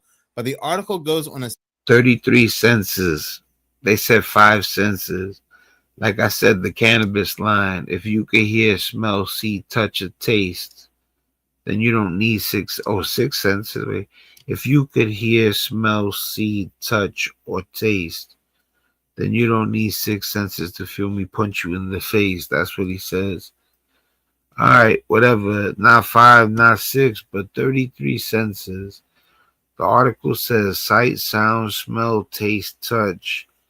You know, the ones, our 5 senses, a neat list handed down by Aristotle and repeated so often it feels like a fact we've accepted as true. Modern researchers disagree. Increasingly, scientists argue that humans may have dozens of senses, maybe even up to 33. Wow. Say that increasingly, scientists argue that humans may have dozens of senses, maybe even up to the free people number. So they're getting this information from the University of Glasgow, and according to their findings, balance, body position, internal body awareness, temperature, pain, and even the feeling that a limb belongs to you all operate as distinct sensory systems. But here's the even more bizarre part, and you can see this on the university's website. It's an ongoing project. They don't know all the senses that exist. They don't list them, but they know for certain that 33 exist, even though they don't know what they are. If that's not telling, I don't know what is. If you have seen my last video on Seconds of Horror, it just feels like as of 2025, we are in a soft disclosure phase of them saying that something else is among us that's not human. And when it comes to reptiles, it's very well known that reptiles have way more senses than the traditional 5. And given the fact that the free people number is involved in this story, what are they really trying to say here? But on a side note, talking about he's saying like they're trying to like soften you up. So when you realize that there's other things on this planet that aren't human, it's not that deep. That's why he's saying 33 senses instead of 6. He said that sounds something, you know, those amount of senses sound like something a reptile would be able to have. Reptilians, reptoids, and shapeshifters among us. In my last video on Seconds of Horror, I had spoken about certain movies that reflect this, like They Live, The Midnight Meat Train, and so forth. But a lot of people mention the TV show V. V was a TV show when I was young. We used to watch it. It aired in the early 80s, I believe. It had to be the early 80s. What I find interesting is that in this TV show, these reptiles that have infiltrated humanity, becoming world leaders and so forth, they all make this very specific hand sign. Doesn't look very, very familiar to a hand sign we are seeing a lot today. But yeah, I guess it's just a coincidence. They are going to interrogate you.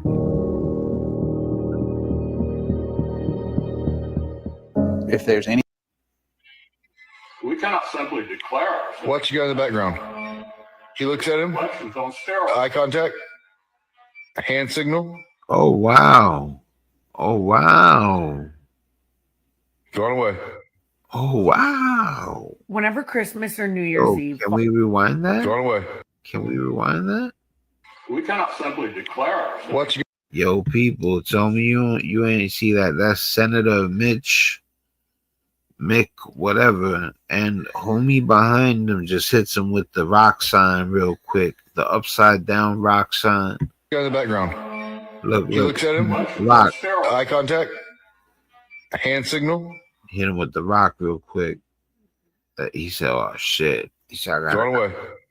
Gotta watch what I say." Whenever Christmas or New Year's Eve falls at a weird point during the week, it always feels slightly weird, doesn't it? But that's not what I'm talking about. Christmas came and went like nothing. Crazy. Like it literally, I blinked my eyes, it was gone. doesn't feel like Christmas. I'm going to show you what it looks like outside my house right now. I know it's dark, it's gloomy, and you can't see it, but it's raining, and it's about 48 degrees outside. If you know anything about Chicago, 48. Happy New Year, everybody. That's tomorrow, but I can't guarantee I'm going to be on. So if I don't see y'all tomorrow, Happy New Year. God bless you guys, man. Much love. You know, I'll be easy. I'll say much love. You know, sometimes I don't say I love you because, you know, I'll be easy. You know what I'm saying? You can't be all like, I love you to everybody. It is a strong, powerful statement. So much, you know, much love to everybody out there. God bless you and your families. You know, and at times I will say I love you guys. Adam Makla does it. I've been doing it way before Adam Makla. Not saying he, you know, he's biting or he got it from me or whatever. Come on, it's I love you. But I'm just saying that I was always one of those dudes, you know, where dudes wouldn't really be with it to go there, you know, and then they would see, yo, look, I got my man, right? He's a Jamaican dude. Right. So I used to be like, yo, I love you, such and such, right? When he was split. So he, you know, I know he wouldn't say it, especially like, you know, it's not about race or whatever, but you know, Jamaican dudes be on that. They don't play like that, you know, like that's not a statement they use easily, you know. So but eventually he would say it back, you know what I'm saying? I would even mess with him sometimes and be like, yo, you know, it's all good. You don't got to say it back. You know what I'm saying? But, you know, yeah, it's a strong statement. But if I don't see y'all guys tomorrow for New Year's, much love to everybody out there. You know, love to all your families and everything. Make them New Year's resolutions, man.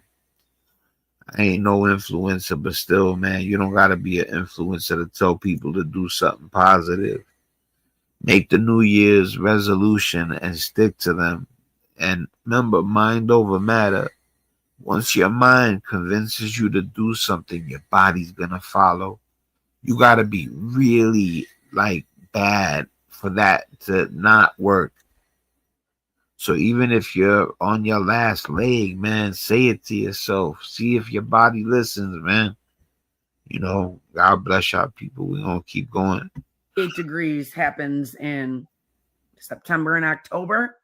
Not December, January. I don't know what's going on.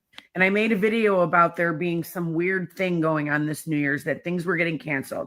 Big events around the world were getting canceled. I'm starting to feel weird too. It's kind of all fitting into this vibe. I'm going to calm down for a second. I'm still here though. I can't explain it. I literally can't explain it. I believe in weather control. Let's put it that way. So if you think I'm crazy, please go look up HARP. You'll believe in it too. But it's not the happiest time of year, I can tell you that. It's depressing. I could barely get out of bed. It's weird and miserable. Anybody else?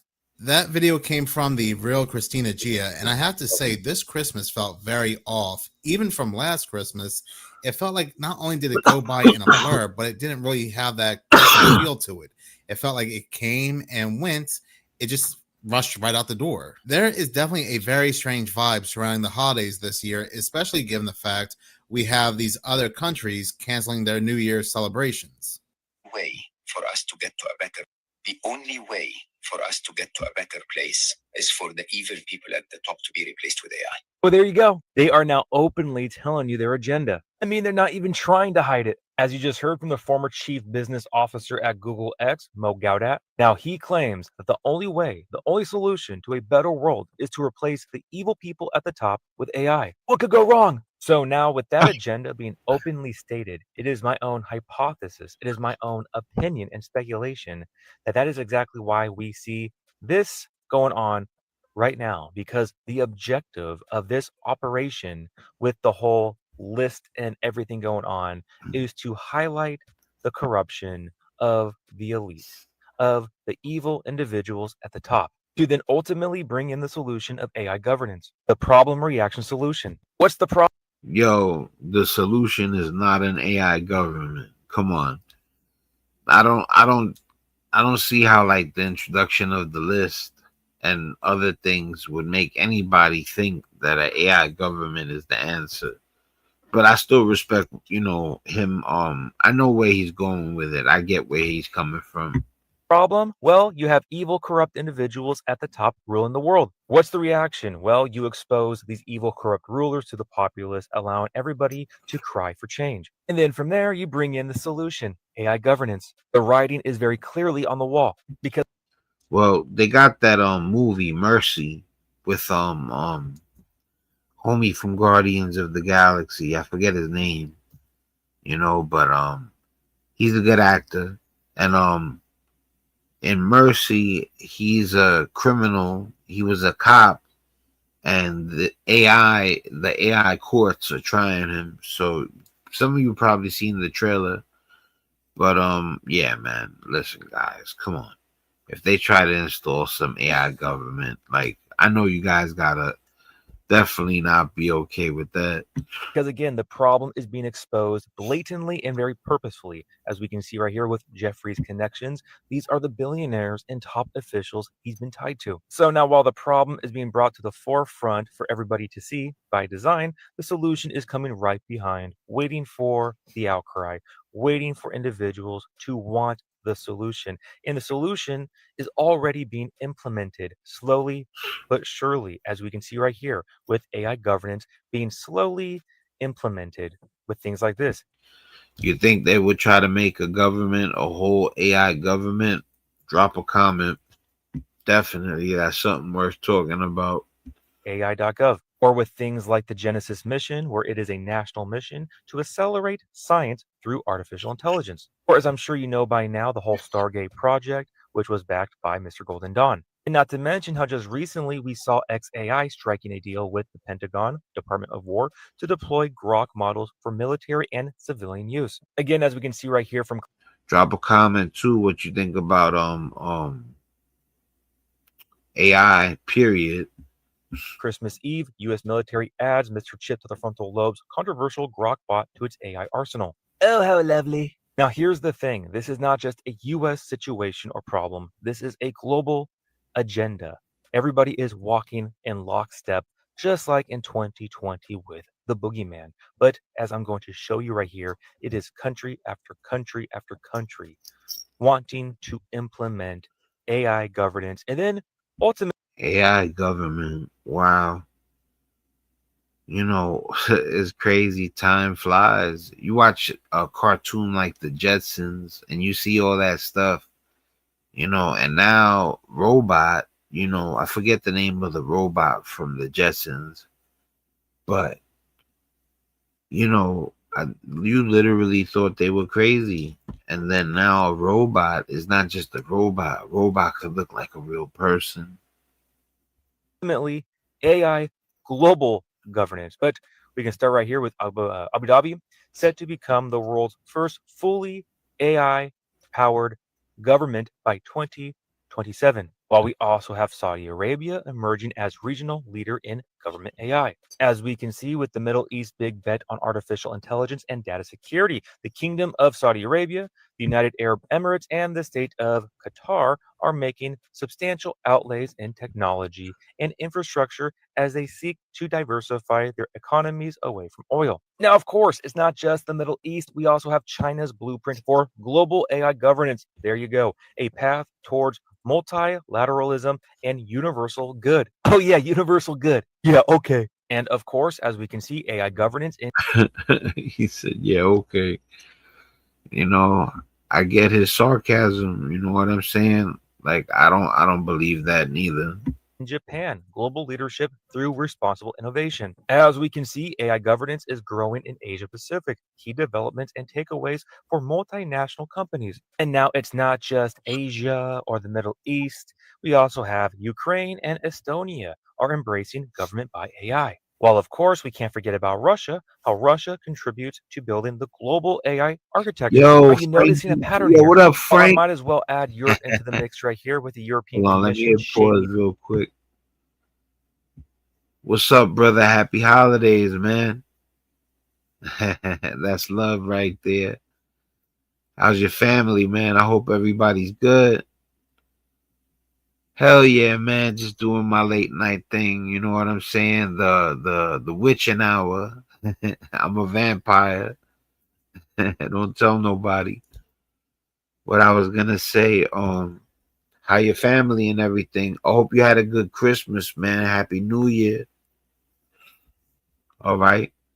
I put a message on Facebook. I figured somebody was gonna show up. You know what I'm saying? That's dope too. I'm glad you showed up. I'm glad you popped up. What you doing for tomorrow? Insomnia life. That's right. Vampire life. Like Jim Jones. Well, I was gonna say, you got something planned for tomorrow?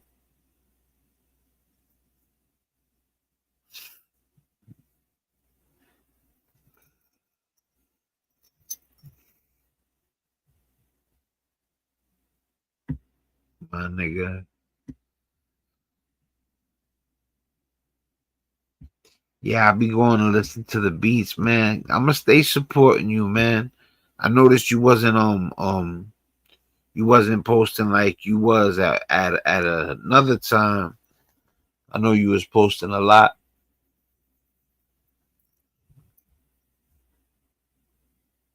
Yeah, that's right. That's right. I respect that. I feel you 100%, man. It's all been written. You know, what I was gonna tell you, yeah, man. Life be life, and yeah, definitely, word. What I was gonna say, I'm gonna stay going to your channel too. You know, there's still videos I haven't shared on my channel, so every now and then I'm gonna pop in and just drop shit on my channel. You know,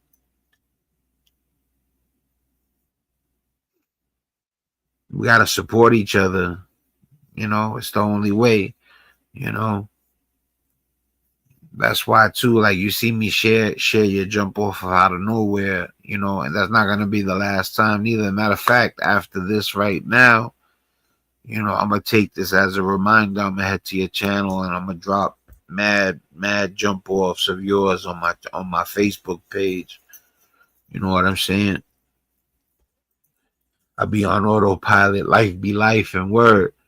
You know, I gotta highlight that comment right there. You know. So, but I'm gonna keep going with the show for a second. You know, mess with me. Check out what I got to show. The stuff that I'm watching is dope right now. It's ill. You know, I'm gonna play the video so we got something to watch. In the next frontier of AI governance in finance. Global AI governance on agenda as Lisbon Forum. Representatives from countries on 3 continents and international organizations join Council of Europe. Latin America and the Caribbean caught in the middle on AI governance. Africa at the table, the urgent call for scalable African-centric AI governance. Are you picking up what they are laying down? They are not even. Yo, this channel is so wild, man. Definitely shout out to Minutes of Horror. I think I already hit thumbs up. You know what I'm saying? Yeah, I hit thumbs up already. Let me full screen it again. Yo, the next stuff I'm gonna be dropping coming up in a second is, you know, Anthony Joshua was in a car crash. So something's going on with the whole Jake Paul fight or whatever. But I didn't watch the video yet, so I don't want to jump the gun. In about like 5 or 10 minutes, the video is gonna be on. So I'm gonna keep letting it play. But we're about to get to that part. Been trying to hide their agenda. They are making it very open and blatant. AI governance, global AI governance, lockstep, just like in 2020, where every country went lockstep with what happened during that time, as you guys all know. So, with that all being said, it is my own hypothesis, my own speculation. Yeah, I ain't going nowhere, man. I'm persistent. Like, look at the music videos, Frankie. Really, like, some people, like, listen, I got people that they love me, man. I got my brothers. And I got my brothers that I know some of them haven't checked out the videos like thoroughly. And then I got dudes that they know I even get busy like that. But like Lisa Lopez, Mystery, Energy. You know what I'm saying? Glory Road. Like you gotta really stop and take a listen to those for me, man. Really. You know what I'm saying? Some of the commentaries too, like the edited commentaries. Check out the Panini and Fanatics one. That one's pretty cool. That's some collectible shit. But yeah, man. You know, the music is ill. I'm not stopping. I'm not stopping, Frankie. I don't care. You know what I'm saying? I'm already good too. Like people don't know. People don't know that I don't need this. You get what I'm saying? You know, I need it for myself. You know what I'm saying? Because I'm that ambitious. You know what I'm saying? I'm never gonna stop trying to tackle something new. But don't think I ain't already conquered something. You know what I'm saying? You know, I'm humble. I'm not the dude that jumps on YouTube and be like, I did this, I did that. Like, do I really look like a dude that that hasn't, you know, accomplished anything? I've accomplished, trust me, and I'm content. Just my son alone makes me content, Frank. Let me check the comments too, my bad. You know.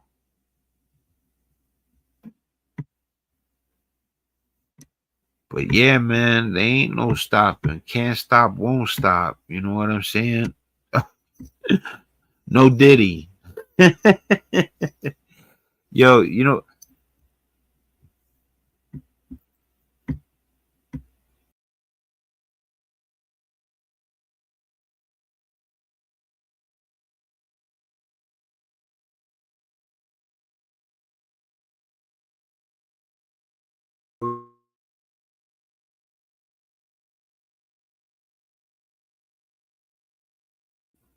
Let me fix this too real quick. It don't even matter. Let me just shut down the camera. It don't matter. The avatar is good enough. But yeah, you know, like it's on and popping. You know, the more you do stuff, the better you get at it. You know what I'm saying? When I was editing at the beginning, I was horrible. You know, but what you got to do too is not only is that you don't, you know, sometimes you get like you doubt yourself.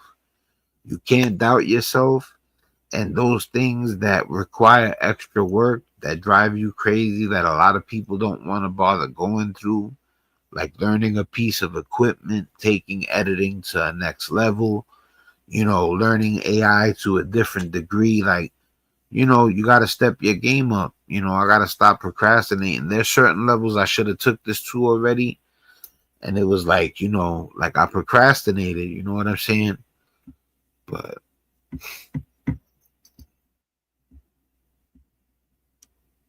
you the man too, Frank. I feel the same way. You know, I see you doing the beats. I see you going hard. You know, you make good beats. You know what I'm saying? Really good beats. Like you're a professional beat maker, period. You know, nobody could take that from you. You accomplished that. What do you use to produce the beats? I'm about to hook up my little setup.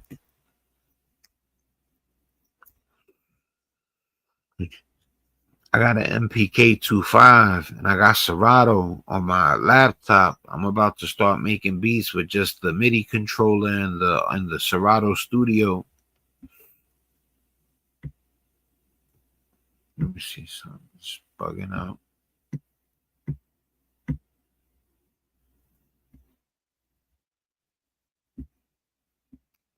Yeah, but you know, it's okay if you don't want to divulge what you utilize to make beats.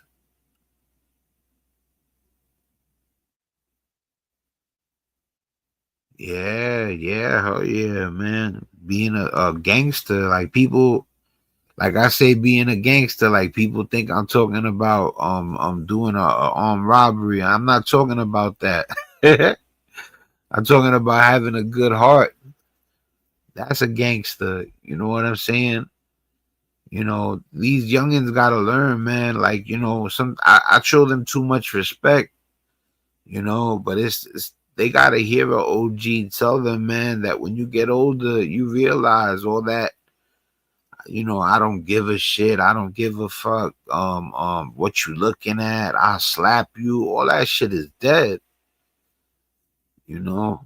They like, you know how many people I see talk like they don't care about landing in jail? And I could guarantee them they do. There's very few people that are really on some I don't give a fuck about jail shit. You know what I'm saying? But sometimes they gotta live and learn, you know? Because when I was young, I ain't really want to hear shit neither. You know what I'm saying? I don't be letting loose, yo. Like let me tell you something, Frank. I'll be holding back on the channel. You know what I'm saying? You know, because like I don't want people to think I'm trying to prove nothing. See, but the cool thing about when people roll up is I'm not gonna hide myself. So when you roll up, you know, that's when my real self comes out, because I don't feel like I'm at work anymore. You get what I'm saying? You know how you go to work and you don't bring your real self with you, if it includes ebonics and slang and swag, and you know, you leave it behind. So like I bring, you know, I still be me, but you know, I'm trying to get them the story. I'm trying to make it where they know what happened regarding what I'm commentating on. So I'm not trying to talk about my history all the time and how I lived and the style and this and that. But yo, you should roll up more often. You should roll up more often. When I got there's certain people I connect with, like you said, real recognize real. You know, when there's people I connect with, they, you know, them coming up to the show and talking, it's a good thing, because that's how you build. You know what I'm saying? My man Alton, I gotta get my man Alton up here. That's my son. You know what I'm saying? I got so much love for my man Alton. I'm gonna tell him tomorrow too. You know what I'm saying? I'm gonna message you my phone number. I know you probably already got it, but I'm gonna message to you again. You know what I'm saying? And tomorrow or the day after, if you want to link up and go live, and I get my man Preem up here, you know, we could go live together. We could pick a topic together, all that, something you're interested in, something we all interested in. You know what I'm saying? And we could start rocking the lives again. You know, like I said, I'm not stopping. You know, I had stopped the lives for a second because the edits come out so good. You know, the edits are amazing. Like the last couple of edits I've done, they're good to watch. They're easy to watch, and they're definitely informative. You know, but the edits are so good, but they take long. I put a lot of work into that. You know, they think because you get a little help from AI that it don't take a long time. Yo, a video, a good video, one that's like just 20-30 minutes, it could take me like 2-3 days to edit it. So, you know, when you want stuff to come out good, it takes a second, you know. Yeah, let me play this stuff real quick too. That the writing is very clearly on the wall. The problem, reaction, solution. The problem is everybody's in debt. All the countries are hurting economically. We have corruption. The spaceship wreck looks like it could make a decent shelter. I had to put a lot of effort into getting the corruption and other things for a reason, to make the human run, or quote unquote human anyway, run governments look bad, to make an AI governance. Yo, this channel's amazing. Telling you, the stuff coming up is dope. Watch. It's in another like 5 minutes. We're gonna be watching it. Look better. Matter of fact, that is exactly what Albania did. Albania said there is just way too much corruption within the government, so we're going to go ahead and introduce our first ever AI minister that is also pregnant with over 80 children that monitors the government. So that is definitely a very, very good theory. Listen up. Do y'all remember that video the World Economic Forum put out that you will own nothing and you'll be happy? Let me show you some things you probably haven't realized because we're already there, y'all. Y'all remember when we used to have CDs and tapes? Now you Let's see what she's talking about. Everything's in the computer, she gonna say. have to pay a subscription every month to listen to your music. Not only that, but you have to pay a subscription to watch television. Do you have a Ring doorbell? You're paying a subscription for that too. Most of you with gaming systems are paying a subscription to play games. You're paying subscriptions for software like Microsoft. Do y'all remember when we had printers and we didn't have to pay subscription? I don't mean to shoot holes in her theory, but to be honest with you, there's free games and there's YouTube for music. You know, but I guess she's right if you want to walk around, but you know, there's a way to get free stuff, but I get where she's going with it. For those? I'm not here to poke holes in her story. Let's see what she got to say. Well, now you do. We have ebooks that you have to pay for subscriptions for. This is all for control because if they don't like what you're reading or what you're listening to or what you're watching, they can cut it off. Back in 2000, There's good games that are free, like Fortnite, Call of Duty, Destiny. They're free, even though it's just a core package. That's enough for you to get busy with. Trust me, I play Destiny, I play Gambit for free. 2009, Amazon erased the Orwell books from Kindle. Y'all remember that guy that said this same thing was going to happen? How many of y'all She ain't lying about the government being controlling, though. own a house? How many of y'all think your children will ever own a house? With the housing market as it is, I wouldn't bet on it. Y'all remember when cars were affordable? Not only that, but do you remember when car insurance was affordable? Because I do. It was about 10 years ago. Now I'm paying $300 a month and I've only been in one wreck in my entire life. Looks like that ride sharing will come in handy soon. But back to the housing market. Gen Z is renting, not buying. Here's what it means for the country's future. Yes, more people are having to rent homes. And guess who owns a majority of them? I just seen the comment, Frank. I still got that KD rookie, you my dog. Yeah, you know, what's crazy is I'm gonna do giveaways again. You know, there's a couple of things that I'm waiting for to fall into place so I could go hard with certain things. You know, that's dope though. Let me highlight that so people know that I'm about it, man. Yeah, because we did a giveaway when I first started the channel. As you can see, somebody actually got a card. Yeah, you know, that's a good card, bro. Hold on to that. You know, it could take a second for it to blow up, but that, you know, that's something that could be worth hundreds of dollars one day. And if you're talking about your kid holding on to it, it could be worth maybe thousands. That's a fact. Because Kevin Durant is a true Hall of Famer. And he went to Stephen Curry and he got them 2 rings. There's nothing nobody could say about it. Curry, I think Curry would have gotten more than 2 rings somehow, but he won 2 rings without Kevin Durant. Those other rings that he won with KD, listen, he started to get nervous. I remember those finals.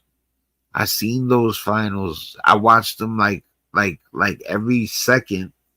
And when Stephen Curry was in the finals with Kevin Durant, he started getting nervous. He couldn't knock down shots, and he started deferring to Kevin Durant.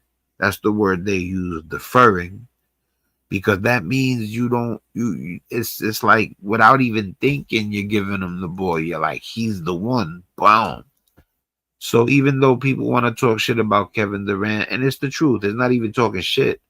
He went with the team that whooped him.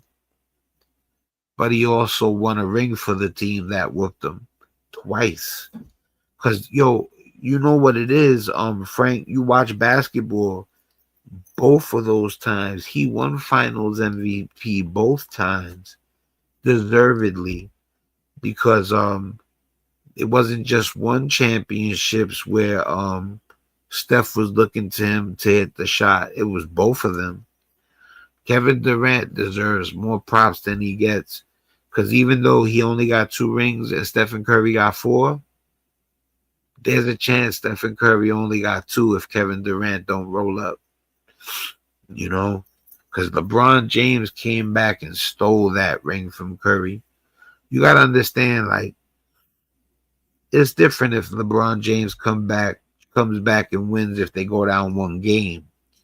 But they were down 3-1. And basketball is so dominant, nobody was able to even come back from a 3-1 deficit. Where in the other sports it was 3-0. But in basketball, they hadn't even come back from a 3-1.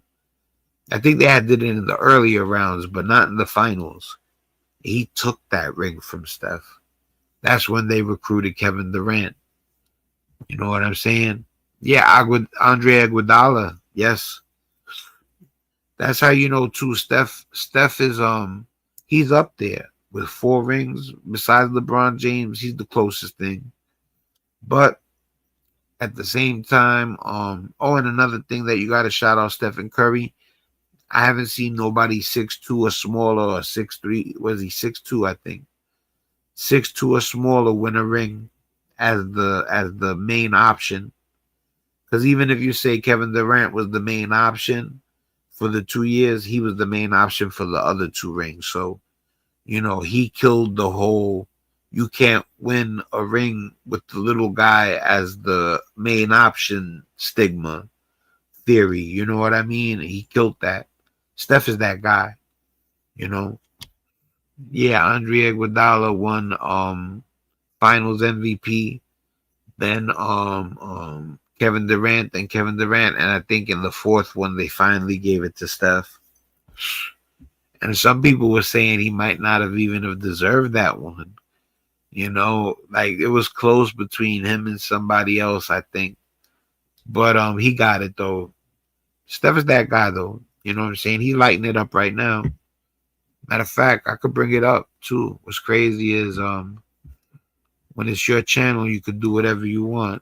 Hold on one second. I got you right now, Frank.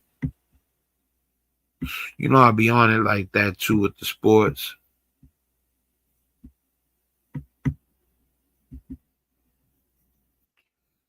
That's the top 20 players in the world right now, Frank. Literally.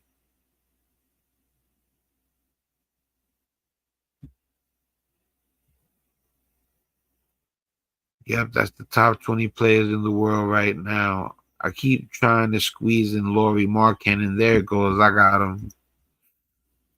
Yeah, check it out. Nikola Jokic, Luka Doncic, Shai Gilgeous-Alexander, Giannis Antetokounmpo, Tyrese Maxey, Jalen Johnson.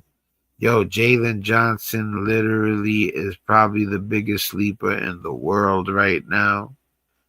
He's the 6th best player in the world, right behind Tyrese Maxey. And this dude is averaging, well, he's ranked 6th in the world. That's what matters. He's only averaging 24 points, like 23.7 points, but with 10.4 rebounds, 8.4 assists, 1.4 blocks. He's shooting 52% from the field goal percentage. You know, let me read what you wrote.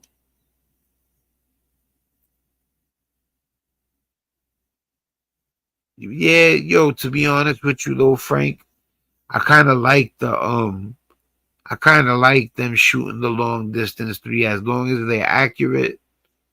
You know what I'm saying? Like, you know, you got to make sure not to miss. I don't want to watch a whole bunch of bricks clanging against the backboard.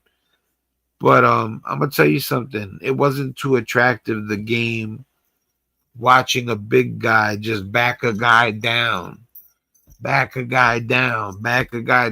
then throw a hook shot. I'd rather see a 3-pointer from the what do they call it? The key from the smile. I forget what they call that. It's close to the half court line.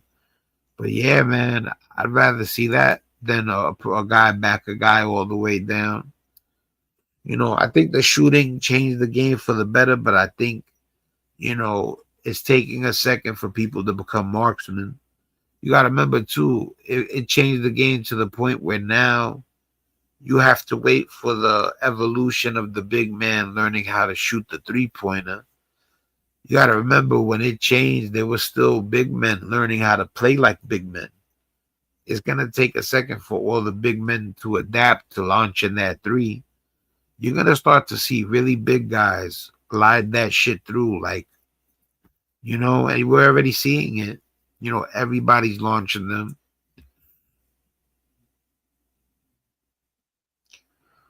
Yeah, it's hard for a small point guard to be the #1 option. You're not really going to see.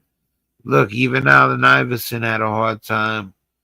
Allen Iverson was weird because while he was the little guy, it was like he couldn't stand to have another elite scorer on his team. It was like he needed to be the, like, I don't know. It was weird. It almost looked like Allen Iverson not only wanted a team of scrubs, he needed a team of scrubs to do good. You get what I'm saying? Allen Iverson is the most ball dominant player I've ever seen in my life. And that don't mean dominant like Shaq. That means ball dominant. Like, I gotta have the ball in my hands. You know what I'm saying? Yeah, AI was an anomaly. That's right. That gets thrown up there. AI was an anomaly. That's big facts. I'm going to show you something, too. This is what I was talking about, too. Let me share this real quick.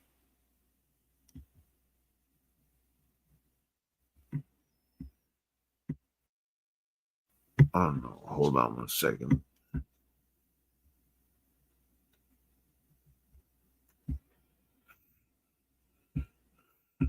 I got a little bit of a stuffy nose. All right, this is what I was talking about. I don't know if you're aware of this. Let me hide that real quick. I wanted to see what this is about. I'm gonna play this real quick. Matter of fact, hold on. I'm gonna make it a little bigger too. It's too small.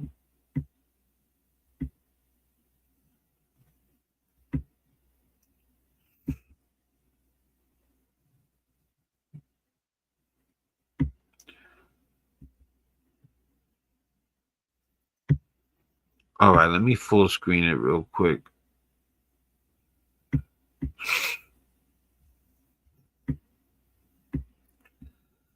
All right, let me save it. All right, cool.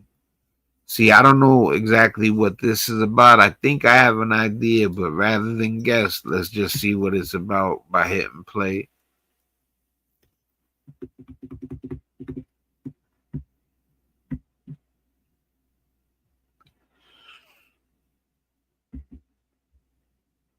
This Anthony Joshua car crash that happened in Nigeria. And if you don't know who Anthony Joshua is, he's a boxer who just recently fought against Jake Paul and won. Now, 2 people had unfortunately passed away in that car crash. Both of them were his longtime friends.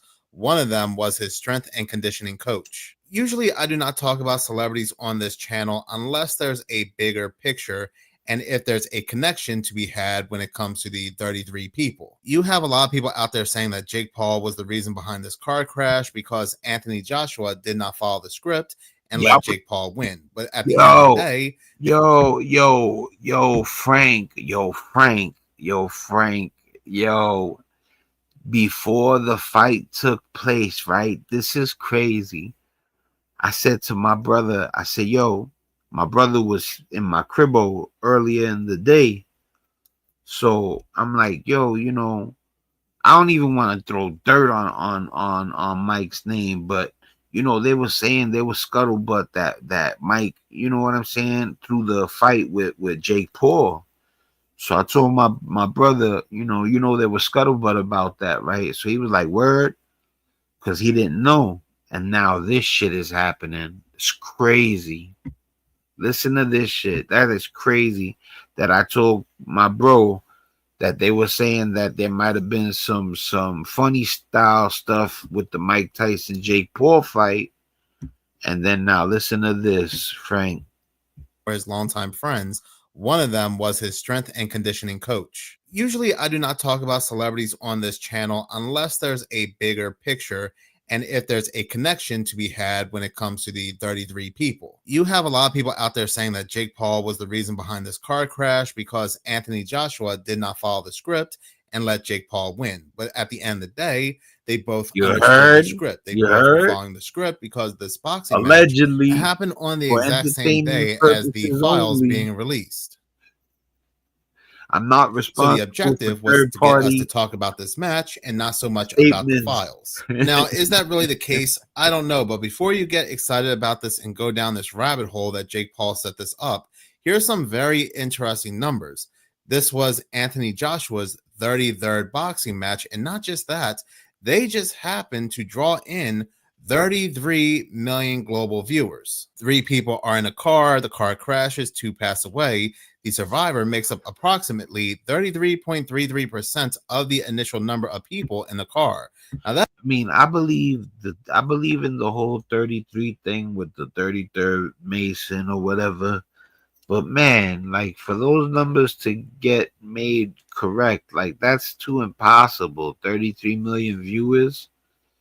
You know, I don't know, maybe they seen an opportunity to round it off and that's what it is, but you know, I don't understand how they could make 33 million people watch. You know what I'm saying? But I do believe in the whole 33 thing, like them pushing the number. That may be reaching, but given the fact that we do have 33 in play when it comes to this whole boxing match, I don't know. But with all these 33s, this is just nothing more than another scripted event, probably a free people sacrifice. I mean, what are the odds? This is his 33rd boxing match, and they just happen to rake in. Wow, and it's 33rd boxing match. Oh man. 33 million viewers. This is no different than the whole Charlie Kirk situation. They caught the suspect supposedly. Well, I'm going to go ahead and get into that later on in the video. But yeah, the number 33 is just everywhere. We are in the season of the 33 people. And we knew this again when they erected that statue of Albert Pike. The Free People calling card is just everywhere lately in these major headlines. Their shenanigans are just off the wall. They have me using words I've never even said before. When was the last time you ever heard me use the word shenanigans on this channel? Just think about this. The United States has not had a major plane crash in 15 years. The last time they had a major plane crash was in 2009. And a year prior to the plane crash that happened in January of 2025, I made a video saying one was coming. There was going to be a head-on collision in the skies, not because I'm some type of prophet or doing predictions, but because I saw how news and media were hyping it up. And in January, drop a comment if you think Jake Paul has something to do with Anthony Joshua's car accident because he didn't follow the script regarding throwing the fight. That's what they're saying. Of 2025, 15 years later, the United States gets a major plane crash, a collision between a Black Hawk helicopter and an American Airlines plane, and that collision just happens over runway 33. A couple months later, there was another plane crash, this time in India. News and media let us know that it was in the air for 33 seconds before it crashed. 33 seconds of terror. I made a video today for my other channel, Hours of Horror, talking about how there's news that came out where 330 million Bitcoin have been scammed out of an ATM. And we know that's going to play into a future event. I'm actually going to go ahead and play that video in this video at the end because that's very, very important information about where they are heading. There's a video circulating, which you can go ahead and find for yourself. It's very easy to find, where it shows that back during the C-19, every state around the exact same time had exactly 33 cases. And then China had 33 cases. Some other country had 33 cases, all at the exact same time. All right, so I was just saying that I don't know if he was bugging out with the 33 number, but then he came with 33 this, 33 that. And then now I'm like, wow. You know, because 33 million viewers, how are you going to make that happen?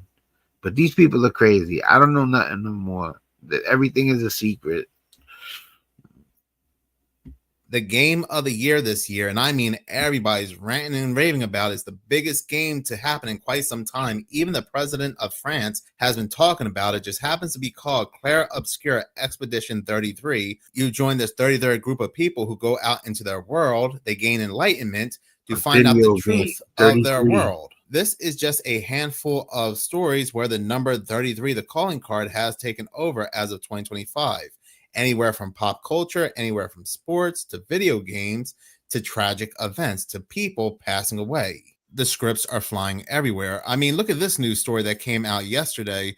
AI conquers YouTube. Nearly 33% of your feed is now fake content. I think it's a lot higher than that, given the fact that YouTube is allowing AI to scale videos, upscale videos, to make it look nearly identical to AI videos. So we really don't know what's real. Yo, Frank, you still there? Oh, all right, cool. All right, I just seen the all right, yo, I'm gonna call you, bro. I'm gonna put the phone number in your message thing. We're gonna talk later about music and everything. You know, not only am I not giving up, and I don't think you are neither. You know what I'm saying? We could collaborate for real. I don't mess with lames. You know what I'm saying? But real recognize real, just like you said. And like I said, I really, you know what I'm saying? I'm with it to do a collaboration with a dude that's official like you. You know what I'm saying? So, but we'll do that later. I'm gonna hit you up in the messenger. Real and what's fake when it comes to YouTube videos. And when they released the files, remember the very first time they released the files back in September? They released. You know what's crazy too? Yo, Frank, you still there? Check this out. You know what's wild? I just happened to upload some music like today, like before I came on this. So let me know if you hear this. Yo, Ridgewood Queens, how the fuck we do? Word up. Check this shit out. For my people struggling on Seneca Ave, 93 Park. You know what I'm saying? Check this shit the fuck out. Check it out, yo. Let me highlight that. I can feel it inside. To death I've been my God. Off drugs I get high. While to myself I lie. I tell myself stop. But I guess I'm not a quitter. The pain makes me bitter. So my insides I litter. I treat my body foul. I can't afford to buy a vow. Born straight wild. But I wanna raise a child. I might not last. Cause life's dish the son of beating. At times not eating. Not knowing where I'm sleeping. At this point in time I rest my head on the floor. I'm downright poor, so I'm looking for a score. The blows take their toll through the ghetto I roll. Like a hard rock I stroll, I put my heart in my soul. No one's built. Yo, Frank, I wrote that. No lie. We laid that down when I was like 24 years old. So the verses and stuff that you're hearing, oh man, Frank, they're like 25 years old, even longer. I did what you're hearing like 26 years ago. Built for the streets, just some cold better. It's all fixed with some cheddar, that's why I'm a dough getter. I'm out to get the papes, cause if not I'm doomed. I focus like Zoom so I can blow up like boom. You know we got game, my whole tribe be the same. In this rap shit I reign, straight up I bring the pain. Don't test me to see, get shot like the 3. Check out my steed, I burn first degree. 21 gun salute, I duck where they shoot. The strength in my roots, my love for my truth is what keeps me alive. On the street shit I thrive, it's all that we got. Most my niggas hustle rocks, attempting to blow. Only hustling we know, with the basketball turn pro or through hip hop we grow. There ain't many roads, too heavy's I load. Narcotics get sold and that's not even in the studio. That's me just going. That's the raw version. Like we would go to the to my man's house who had the MPC, and we would do something, but then we were supposed to take it to the studio and get it engineered correctly. But that's just the raw version, you know what I'm saying? And that's 26 years ago, Frank. You know, let me take that down real quick. Yeah, look, listen, yo, you know what I did? I uploaded music so I would have stuff to play with. Like when I do the commentary, when I start the show, if I want, I could play a little beat or whatever. I'm gonna show you a couple of things. This is an original. This isn't no samples. This is me playing everything out.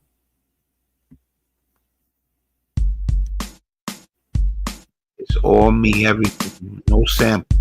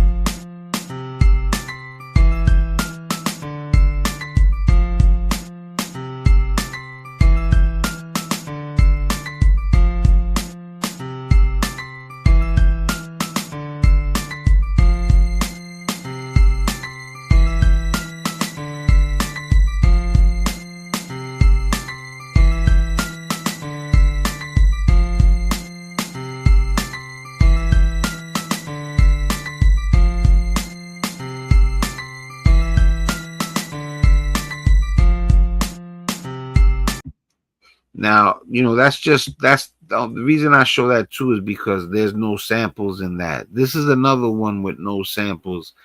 I got a homeboy named Grade A Rivera, and that's my man like that. That's my brother. So I'm gonna show you something he made also. This is, like I said, to no samples.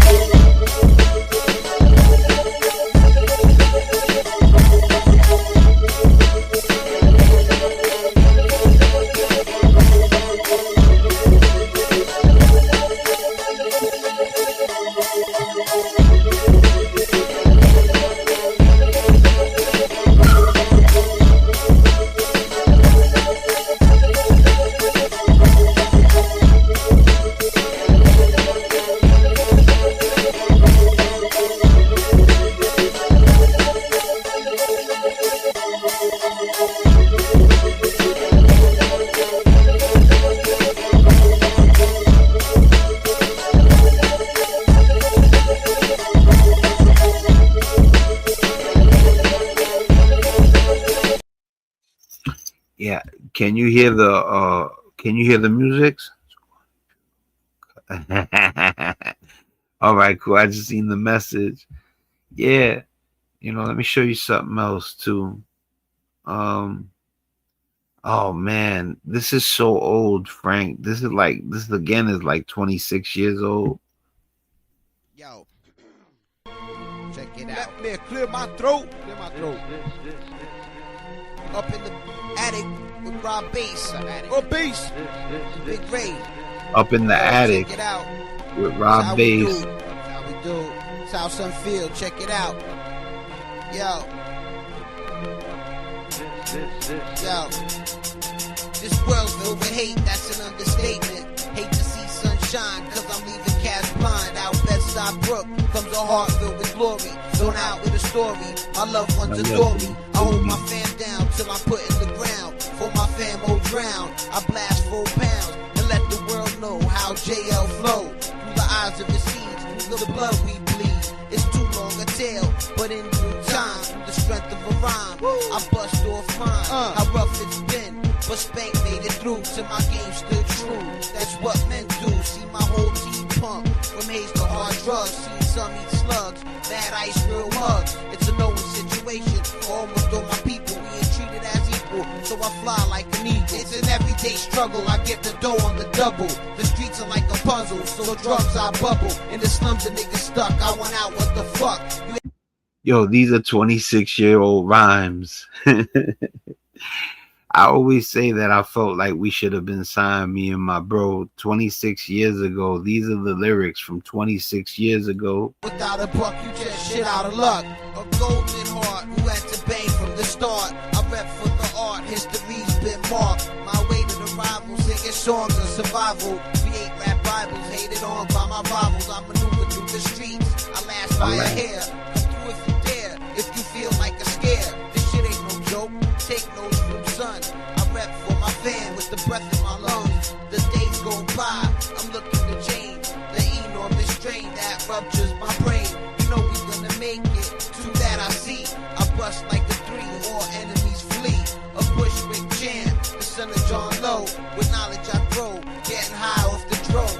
Enlisted in life, I battle the trife. This rap shit's my wife, I cut like a knife. It's an everyday struggle, I get the dough on the double. The streets are like a puzzle, so drugs I bubble. In the slums a nigga stuck, I want out, what the fuck? You ain't shit without a buck, you just shit out of luck. It's crazy, right? That shit brings me back. Yeah, yo, man. It's crazy, man. I used to make beats on a 4-track with a drum machine and a sampler. Just the 3 pieces, and my man Tank sold me the setup. Was this my first setup? It was my first setup, I think. And I remember laying something down to Method Man's Sweet Love. That beat is amazing. And the rhyme that I kicked to it, for some reason, even though the equipment was cheap, it had a certain warmth to it, the track. And you know, it's crazy. It's just been a long time, man. I wish I had access to real engineers, because another thing was the guy that used to engineer for us, he didn't know the equipment as well as he needed to for us to get a lot of stuff done. I'm still grateful though, don't get it twisted. If it wasn't for him, I wouldn't have made nothing. Some of those tracks were made in his house, you know what I'm saying? You know? And yeah, I mean, like, we went through a lot of stuff. Like, to be honest with you, I was the person who was into computers, so all the tracks we made, I saved a little bit of them. So what you hear is the stuff that I save. I got stuff by my bro, by me. But to be honest with you, we lost like 75% of the music. So if we wouldn't have lost the other 75% of the music, I would have so much stuff to show you right now. It'd be crazy, you know. You know. So do you think Anthony Joshua was supposed to throw the fight and instead he beat Jake Paul's ass?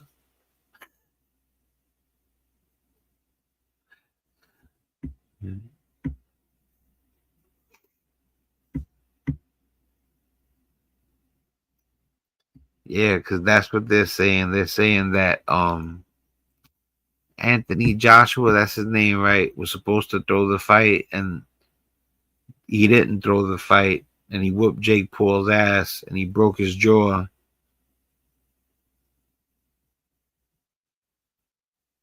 All right, cool. Yeah. So you can't believe the scuttlebutt all the time. Let me tell you something. I don't know what happened.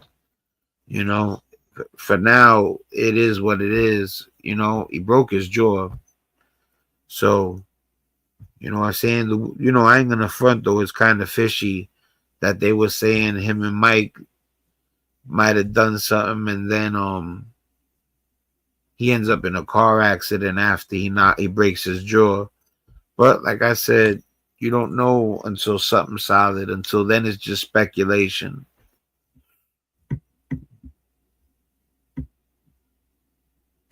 Exactly over 33,000 pages to match Hillary Clinton's emails, her 33,000 emails. I could literally go on and on and on, but like I said, the last segment will continue to talk about the 33 people. So I do want to go ahead and move on to this next video. Program that's being used called Palantir. It is in your police officer's car on your police officer's computer. So while you've got the person pulled over, you can start to drill down on this person. It's not just like a DMV photo and an NCIC anymore. You can see all their bank accounts, the balance in their bank accounts, the last times they declared cash somewhere. You can see every time they hit a flock camera anywhere in the country. But just to correct the video, the application is not called Palantir that the police have.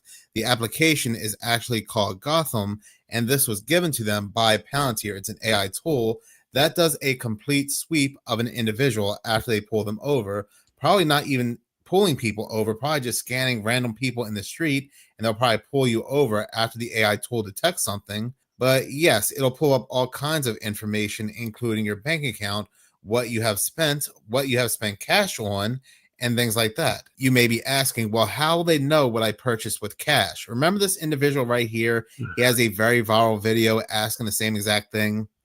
Hey, how does Walmart know what I'm buying in cash?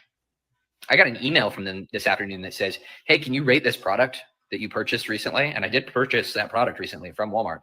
I bought it in cash, right? I walked to the electronics section and bought a USB charging cable with cash and then walked out. And I know that the first, you've already started typing. It's the Walmart app on your phone, you moron. That is a fair assumption. I do not have the Walmart app on my phone. I've never had the Walmart app on my phone. And further, I did not have my phone with me on this trip. Here's how I know I didn't have my phone with me on this trip. I remember specifically talking to the employee in back of the electronics section and trying to explain specifically which USB connector I was looking for. And I couldn't explain it well. And so I tried to pull my phone out to show the gentleman what I was looking for, and I didn't have my phone on me. And so I had to continue my game of terrible charades and torture this poor guy until he finally was like, well, look, here's what we've got. And then I was able to find what I needed. But The point being, my phone was not on my person. I don't think I even have my headphones on my person. I didn't have any electronic devices on me. So how does Walmart know what I purchased in cash? So I said to him, no, Nigel, not without the brie. Indubitably. And you are? Oh, don't worry. I'm basically one of you now. Hey, how does... That is because this individual was picked up by Walmart's AI facial recognition cameras. And that's not a conspiracy theory because they're actually being sued for that. The AI camera picked up what he was buying, how he was paying with cash, who he was, they got his email, and this is what police have. All these... I'm not with all that invasive nonsense, man. You know what I'm saying? Like, you're going too far. Like, whatever. You need surveillance in your store to make sure people don't steal. That's fine. But, like, they too extra with it. Like, it shouldn't be where you got to go through all that, AI facial recognition. It's like too invasive. Like, they don't respect the Constitution anymore. Like I said, though, I can understand if they're trying to keep people from stealing stuff and they got cameras and stuff, but they're getting too like it's crazy. Recognition cameras are reporting back to one source, which is basically Palantir. Now the police, they have this Gotham, which tells everything about you, where you've been, what you were purchasing, and so forth. Because all these facial AI recognition cameras are interlinked with one another. This is 1984 on steroids. There is no episode of the Black Mirror or the Twilight Zone that can compete with current reality. This is so ridiculous. If I were to make a video on how many times the number 33 has appeared in the major headlines of these very suspicious news stories, I would be here all day. Matter of fact, I'd probably be here all week. So yesterday on my other channel, Minutes of Horror, I had spoken about how out of nowhere, scientists and researchers let us know that we no longer have the traditional 5 senses, that the human body has exactly 33 senses. Oh, when he said the 33 senses before, I didn't even realize it was 33. What are those extra senses that lead to the number 33? I don't know. They don't tell us. They just know 33 exists. But it gets even better because the FBI has let us know, the same FBI that caught the man that ended Charlie Kirk's life in 33 hours, even though his parents had turned him in, but whatever. On a very interesting side note, many do not know, but the number of people that lost their jobs for making fun of what happened to Charlie Kirk were exactly 33. 33 people were fired.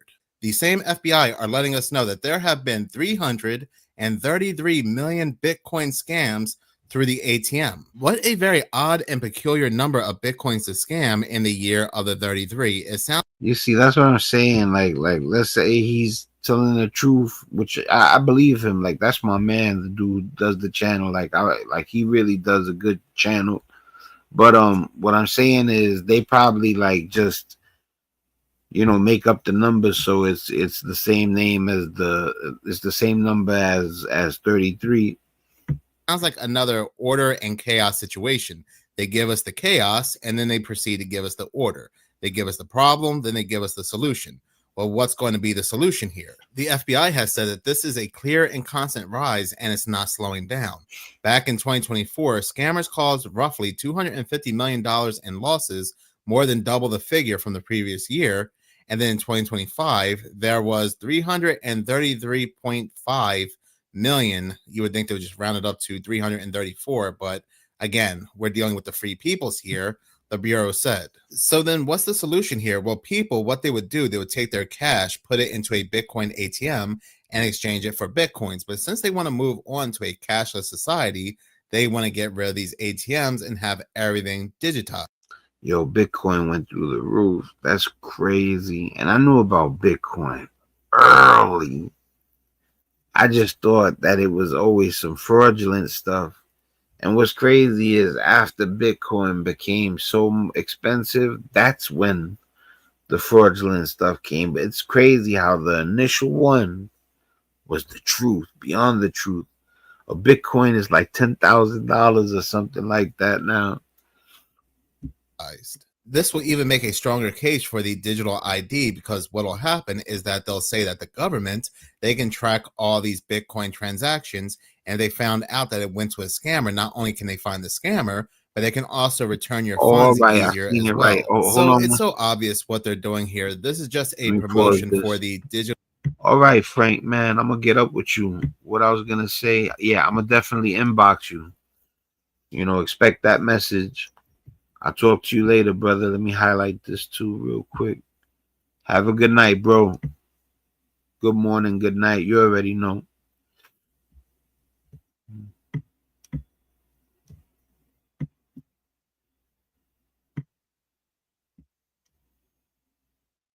Digital ID and digital currency. Looking for an easier way to get that LLC next to your business name? Say hello to Taylor Brands. Just go to their developed a view on Bitcoin and cryptocurrencies, and what is BlackRock doing about them? Well, I believe in blockchains. We're looking at many blockchains. We created provider Aladdin, which is really a blockchain between us and our clients. But that's the underlying technology. But it's a private blockchain, okay? But that's we believe we create more and more flow through information by having all the different reference points of a transaction being systematized. That's good. Related to cryptocurrencies, I'm a big believer in the potential of what a cryptocurrency can do. You see huge opportunities in it, but what we're talking about today, it's really much more of a speculative. People are speculating on it, but most importantly, what I think about most of these cryptocurrencies, it just identifies how much money laundering there is being done in the world, how much people are trying to move currencies from one place to another. So I actually believe you're seeing the demand for it. But let's be clear: if we created a true global digital currency, I hate the word crypto, a digitized currency, then then you would not have money laundering anymore. You would have everything understood, everything would be flowing through, everything would be identified. You could see all the application. Exactly. And that was Larry Fink, the World Economic Forum leader, giving us the solution: a digital ID under a digital wallet that will be monitored by the government, and they'll be able to stop all money laundering and scams. I would say the biggest question from central banks is, what is the role of tokenization and digitization? How quickly should they think about digitizing their own currency? What does that mean for the role of the dollar? If every currency digitizes and we have, what does that mean for bank payments? What does that mean for the payment companies like MasterCard and Visa? All these are being questioned right now. I think we spend so much time talking about AI. We're not spending enough time talking about how quickly we're going to tokenize every financial asset, and the opportunity we're going to have a digital wallet and moving, ETFs and other things through a. He keeps forgetting to mention, what if the electricity goes out? He keeps forgetting that people are worried that with their money digitized, if there's no electricity, there's no money. What if they lose their records? You get me? Electronic money is not physical money. People are gonna always want physical.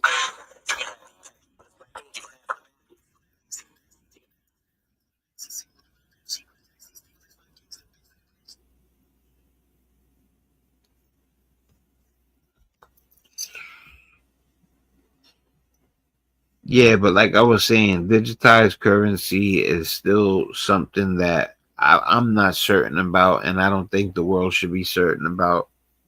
You know who's the person that wants you to digitize your money? The person who benefits from digitizing your money. Simple as that. Digital wallet. And I think that's going to happen worldwide very rapidly. And I think most countries are ill prepared for that and underappreciate how technology is changing that, not unlike how technology is changing AI and other things. It will be changing the technology around the plumbing of finance. This will give them complete control. If you spread misinformation, if you do not get your jab, if you do anything they do not like outside the narrative, they will cut off your wallet, meaning you cannot buy or sell. you'll be pretty much kicked out of society until you become a good little NPC. It is just so interesting how we are mimicking China. I wonder how that's working out for them. Dingo broke, they got deleted. In China, tens of thousands of young people are suddenly homeless, not because of money, but because the system erased them. Imagine a society where everything you do, everything you say, and everything you buy is controlled and evaluated by the authorities. This is what the Chinese Communist Party calls social credit. By using the mechanism of social credit, we'll be able to establish a blacklist of people and create a system of punishment that will be based on a scientific theory. These punishments will serve as a whip to rebuild moral values. Our society needs it. The country's social credit system decides who's trustworthy, but if you're blacklisted, it's game over. Your WeChat Pay stops working. You can't receive your salary, can't buy food, can't even book a train ticket. It's like being alive, but digitally. Many are now sleeping in the streets, cut off from every. I just didn't want them to hear the song and I get a copyright hit and then it messes up the video. Let me lower this real quick. I'll put it on Do Not Disturb real quick. Probably my homie that I was just in the room with.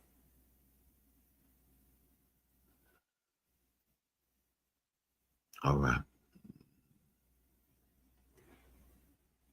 Okay, now we good.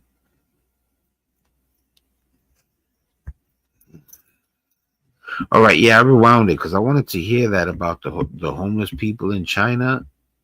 It's crazy.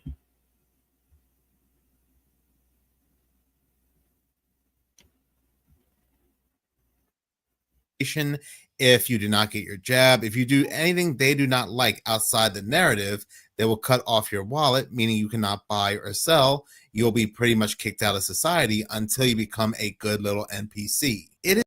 That's why people, I'm telling you, don't give up on physical currency. Don't make it where you think it's not that serious, you know, and even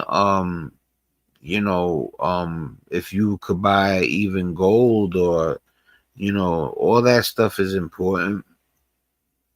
It is just so interesting how we are mimicking China. I wonder how that's working out for them. Dingo broke, they got deleted. Make it a habit. I laughed a when he said they got 10-minute AI routine every morning. You'll be unrecognizable by Christmas. You in? In China, tens of thousands of young people are suddenly homeless, not because of money, but because the system erased them. Imagine a society where everything you do, everything you say, and everything you buy is controlled and evaluated by the authorities. This is what the Chinese Communist Party calls social credit. By using the mechanism of social credit, we'll be able to establish a blacklist of people and create a system of punishment that will be based on a scientific theory. This is why too I wanted to talk to you people about something. I had another segment that I was going to cover, but I never got to cover it because I cut it. But there was a point that I wanted to make regarding the segment, and I almost forgot it because I cut it. Listen, the people living in countries, they don't agree. A lot of people don't agree with what their government's doing. Even the people that ended up getting the guy they voted for into office, that doesn't mean they agree with the whole government. There's so many parts of government, so many people in government that even if they get the right person that they voted for, even if it's the president, that it means that it still doesn't mean that everything that they want with the government is going to be the way they want it. So when you see a government do something foolish, you're not supposed to be like those Canadians, those Russian people. That's the government. Those are the higher ups. That don't got nothing to do with the everyday working class Russian person. You understand? Like, stop with the whole, those Russians, those Americans, those, because when you say that, all of the little people think you're talking about them. Not really me. I'm inclined enough to get it. You know, and so I'm pretty sure there's others that get it too. But what I'm saying is, it's not about if you're smart enough to get it or not. It just comes off like you're saying you hate the whole country because of a move, somebody that the everyday person doesn't even know, or a chance they can't stand them. So, like, if Donald Trump does something you don't like, other country, whoever I'm talking to, you know, France, China, Russia, Ukraine, um, um, anywhere, Mexico, Canada, whatever, Ireland, you know, when the person who they elected president does something that you don't like, don't say you American and include me. You understand what I'm saying? So anyway, let's get back to our regularly scheduled program. These punishments will serve as a whip to rebuild moral values. Our society needs it. The country's social credit system decides who's trustworthy. But if you're blacklisted, Social credit. it's game over. Your WeChat Pay stops working. You can't receive your salary, can't buy food, can't even book a train ticket. It's like being alive, but digitally. Many are now sleeping in the streets, cut off from everything. Jobs, Yo, housing. listen, man, I'm not gonna say what's wrong with China because I just said don't do that. What's wrong with the Chinese government, whoever's in control of this? Like, that's not how you do it. You don't delete people. Come on. You know, and another thing, I remember when they had it where you couldn't have but more than one child, or two children, or one child. But like what I'm saying was, I never really understood what happened if you made the mistake of having a second, you know, and like, you know, I just don't think it was something I really want to know the answer to. Even communication, all because one app, one algorithm decided they don't belong. It's not science fiction. In China, it's a reality. Then there's the public shaming. Photo galleries of blacklisted citizens. This is why a big shout out to Minutes of Horror. I always shout my people out. You know, I want whoever I showcase on my channel, for them to be honored also that I showed them on my channel that they made the cut, because I'm hoping that they're flat I want them to know that I'm flattered that I'm able to even let people see their work. So like, this is an amazing channel, and this, what he's pointing out, is amazing. I never you know, I know that the world is a cruel place, but I didn't know people were literally getting deleted like they lived in a computer until now. There's even an app that shows who around you is in debt. They're not criminals. They didn't steal, cheat, or harm anyone. They just fell too low on a score and vanished from the digital world. I'm watching The Watcher on Netflix. I just finished watching it. You know, I don't want to blow it up for other people, but the crazy thing is that in the story, there's a part, but then they twist the true story. So what I'm about to tell you is not going to mess up the show for you. Now, I'm going to just tell you something. You're not going to be able to really associate it with the show. Trust me. So don't worry about no spoiler alert. But there's a story regarding, when I watched The Watcher, it brought me to a story. And the story is about a man named John List. What happened to John List? All right, so this was a man, right? John List murdered his wife, 3 children, and mother in 1971, then disappeared for nearly 18 years before he was caught, convicted, and ultimately died in prison, right? Now, well, I gotta do this. What was John List's reasons for killing his wife, his mother, and his 3 children?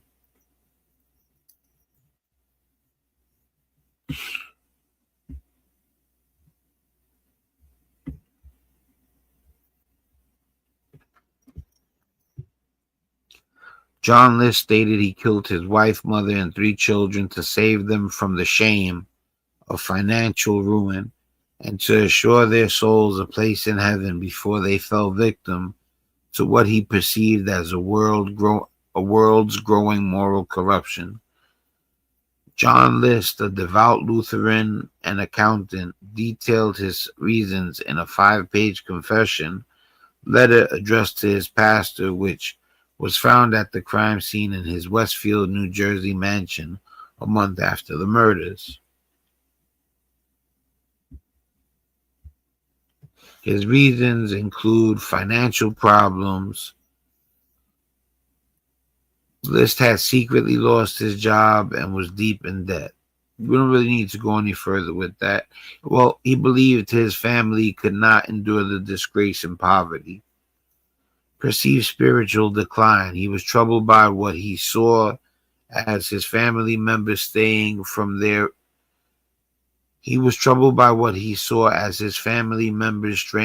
religious faith. He mentioned his daughter's interest in acting and his wife's declining church attendance. List believed that killing them while they were still in a state of grace would ensure their souls went to heaven, where he hoped to eventually join them. All right, so now this man in his head said, I'd rather, literally, like, it is disturbing what happened. He fired his firearm while it was aimed at their heads and hit every single one of them, every single victim, and took all 5 lives because he said he'd rather them pass than live in a world where he was certain they wouldn't be able to make it. That was his religious outlook. And it don't even matter if it's a Christian outlook. He was Christian, but it don't matter if it was Catholic, Muslim, Buddhist. For you to get that extreme within a religion, because of a religion, you're crazy. That's it. All right, so we're going to finish this up. I'm going to let this play. Critics say it's a glimpse into the future where technology doesn't just track your life, it controls it. So ask yourself, if your entire life depended on your digital reputation, how long before you get deleted? Says, do you think we are inevitably heading towards surveillance capitalism, that the digital IDs being pushed through by Starmer will lead to algorithmic control and eventually credit scores? The specifics I don't know about, but yes. I look, we were just in San Francisco, and it's very hard to communicate. If you've been, you know, but if you haven't, I can't explain what it's like to walk in a city where 1/3 of the cars don't have human drivers. It's a thing. It feels different. And you talk to people in AI. I mean, none of us know how AI is going to change the world, but one of the things it will do is make surveillance authoritarianism cheaper, better, easier, faster, more important for living your life on a day-to-day basis, etc. So yeah. It's stories like these. Listen, your vote has never counted more in these times. Now, I'm not talking about if they're rigged or whatever in whatever countries or whatever, you know, if it's really where your vote don't count. But like I said, if elections are still true and honest, your vote counts. Make the right vote.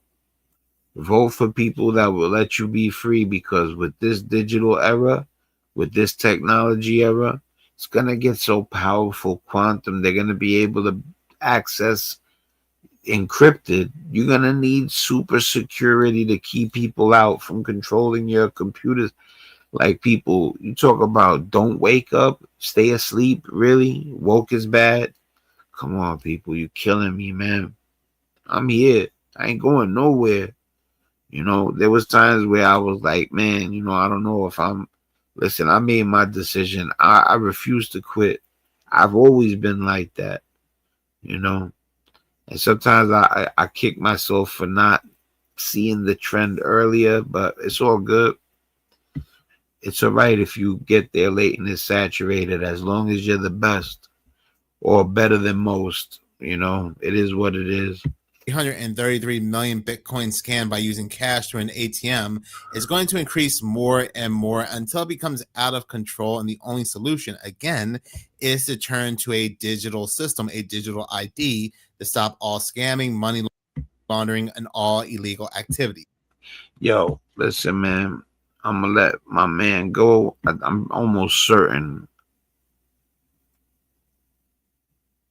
I hit him with a thumbs up. Oh, no, I didn't. I'm glad I did that. Big shout out to Seconds of Horror. He has 3 channels, Minutes of Horror, Seconds of Horror, and Hours of Horror. Go check out all 3. You know. Yeah, man, like I said, you know, from now on, when we start at the beginning of the lives, you know, I might hang for a second, let some music play, or I might jump right into the topics. But, you know, this is the man cave. This is only part of what's to come. You know what I'm saying? I'm gonna get it shaken. You know, when you come through, feel relaxed. Feel like there's some place you could roll up and just like, that's why I got the background like that. You know, because part of the concept is man cave and being able to come through. You could chat. You could talk about stuff, and you don't got to worry. Like, if anybody gets found out to be lame, they get the boot. You know what I'm saying? All right, guys, listen. It's your boy Spank Dog. I hope you enjoyed all the segments. I hope you enjoyed all the talk. You know, I'll catch you on a later note. Much love. I'm out.